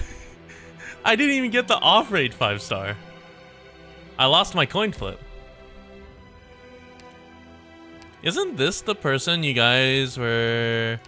Yeah, she's the therapist. What's the other one she has? Tower of Life? Yeah, status resistance. That's right, this one. This is the one you guys were telling me to bring against the ice units, I think. If I recall correctly. No, Tofu Knights, no. None of that. Lumen incoming? Dude, yeah. Dude, I'm so excited. Oh yeah, here's the friends list, by the way. Same like Lumen? Okay. Oh, right, for Tallulah. That's right, it was. Here's the friends list. Send it if you want it. It'll be in the VOD too. But yeah. Teku CG 4066. Other than that. Okay, hold on. Here's the thing. I'm seeing a lot of AK creators posting their pools. Uriel hit hard pity.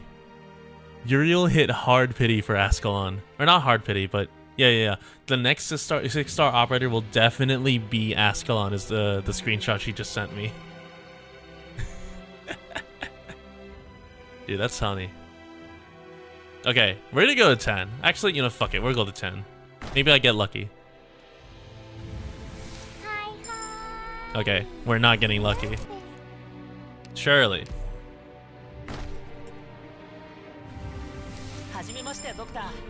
No, not like this.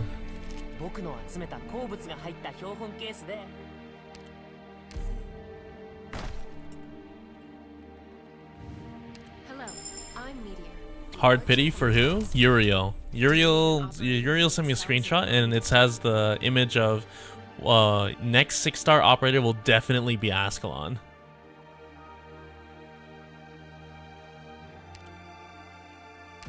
So that's funny. Okay. Hello, Matterhorn. On the other hand, she got really lucky, because if I'm looking at this correctly, I see oh, these are two different ones. But I see Gnosis and the person who is in Neural or something like that. The person who's in Neural Light. Who's the duelist person in Neural Light? I forgot. And then she got Horn and a guard unit. I don't know who that is. No, not Platinum. The other one. The one who gets attacked by Platinum. A Horn and a guard unit. I don't know who that is, actually. Yeah, Flametail. Yeah, she got Flametail and Gnosis in a pool. And then I see Horn and... You know what? Hold on. Let me just save the image.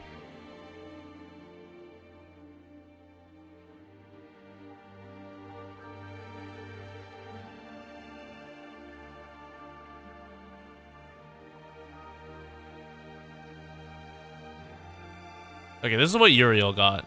Who is this? Who's this person? Who's this person to the side next to Horn?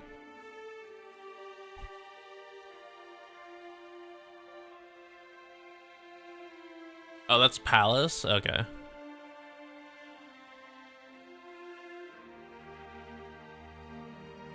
Anyway, we went to 10, but it's whatever. It's okay, because I'm still in a good, semi-good position to not have to spend a ton of money on Wizardel. The drunk cowgirl? Is that really how you describe it? Jesus. Furniture store. Oh yeah, Scar Market. Oh, this is the... Yeah, I remember this one. This is the one with the hammer, I think. Token exchange. Oh, okay, hold on. Hold on. We do have one more.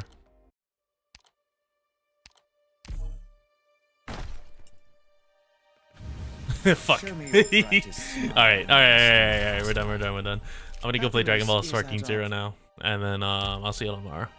And then probably Sunday for the rest of Babel.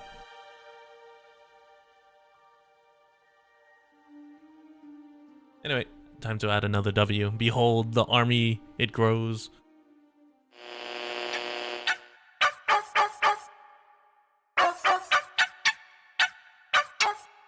Yeah, ho.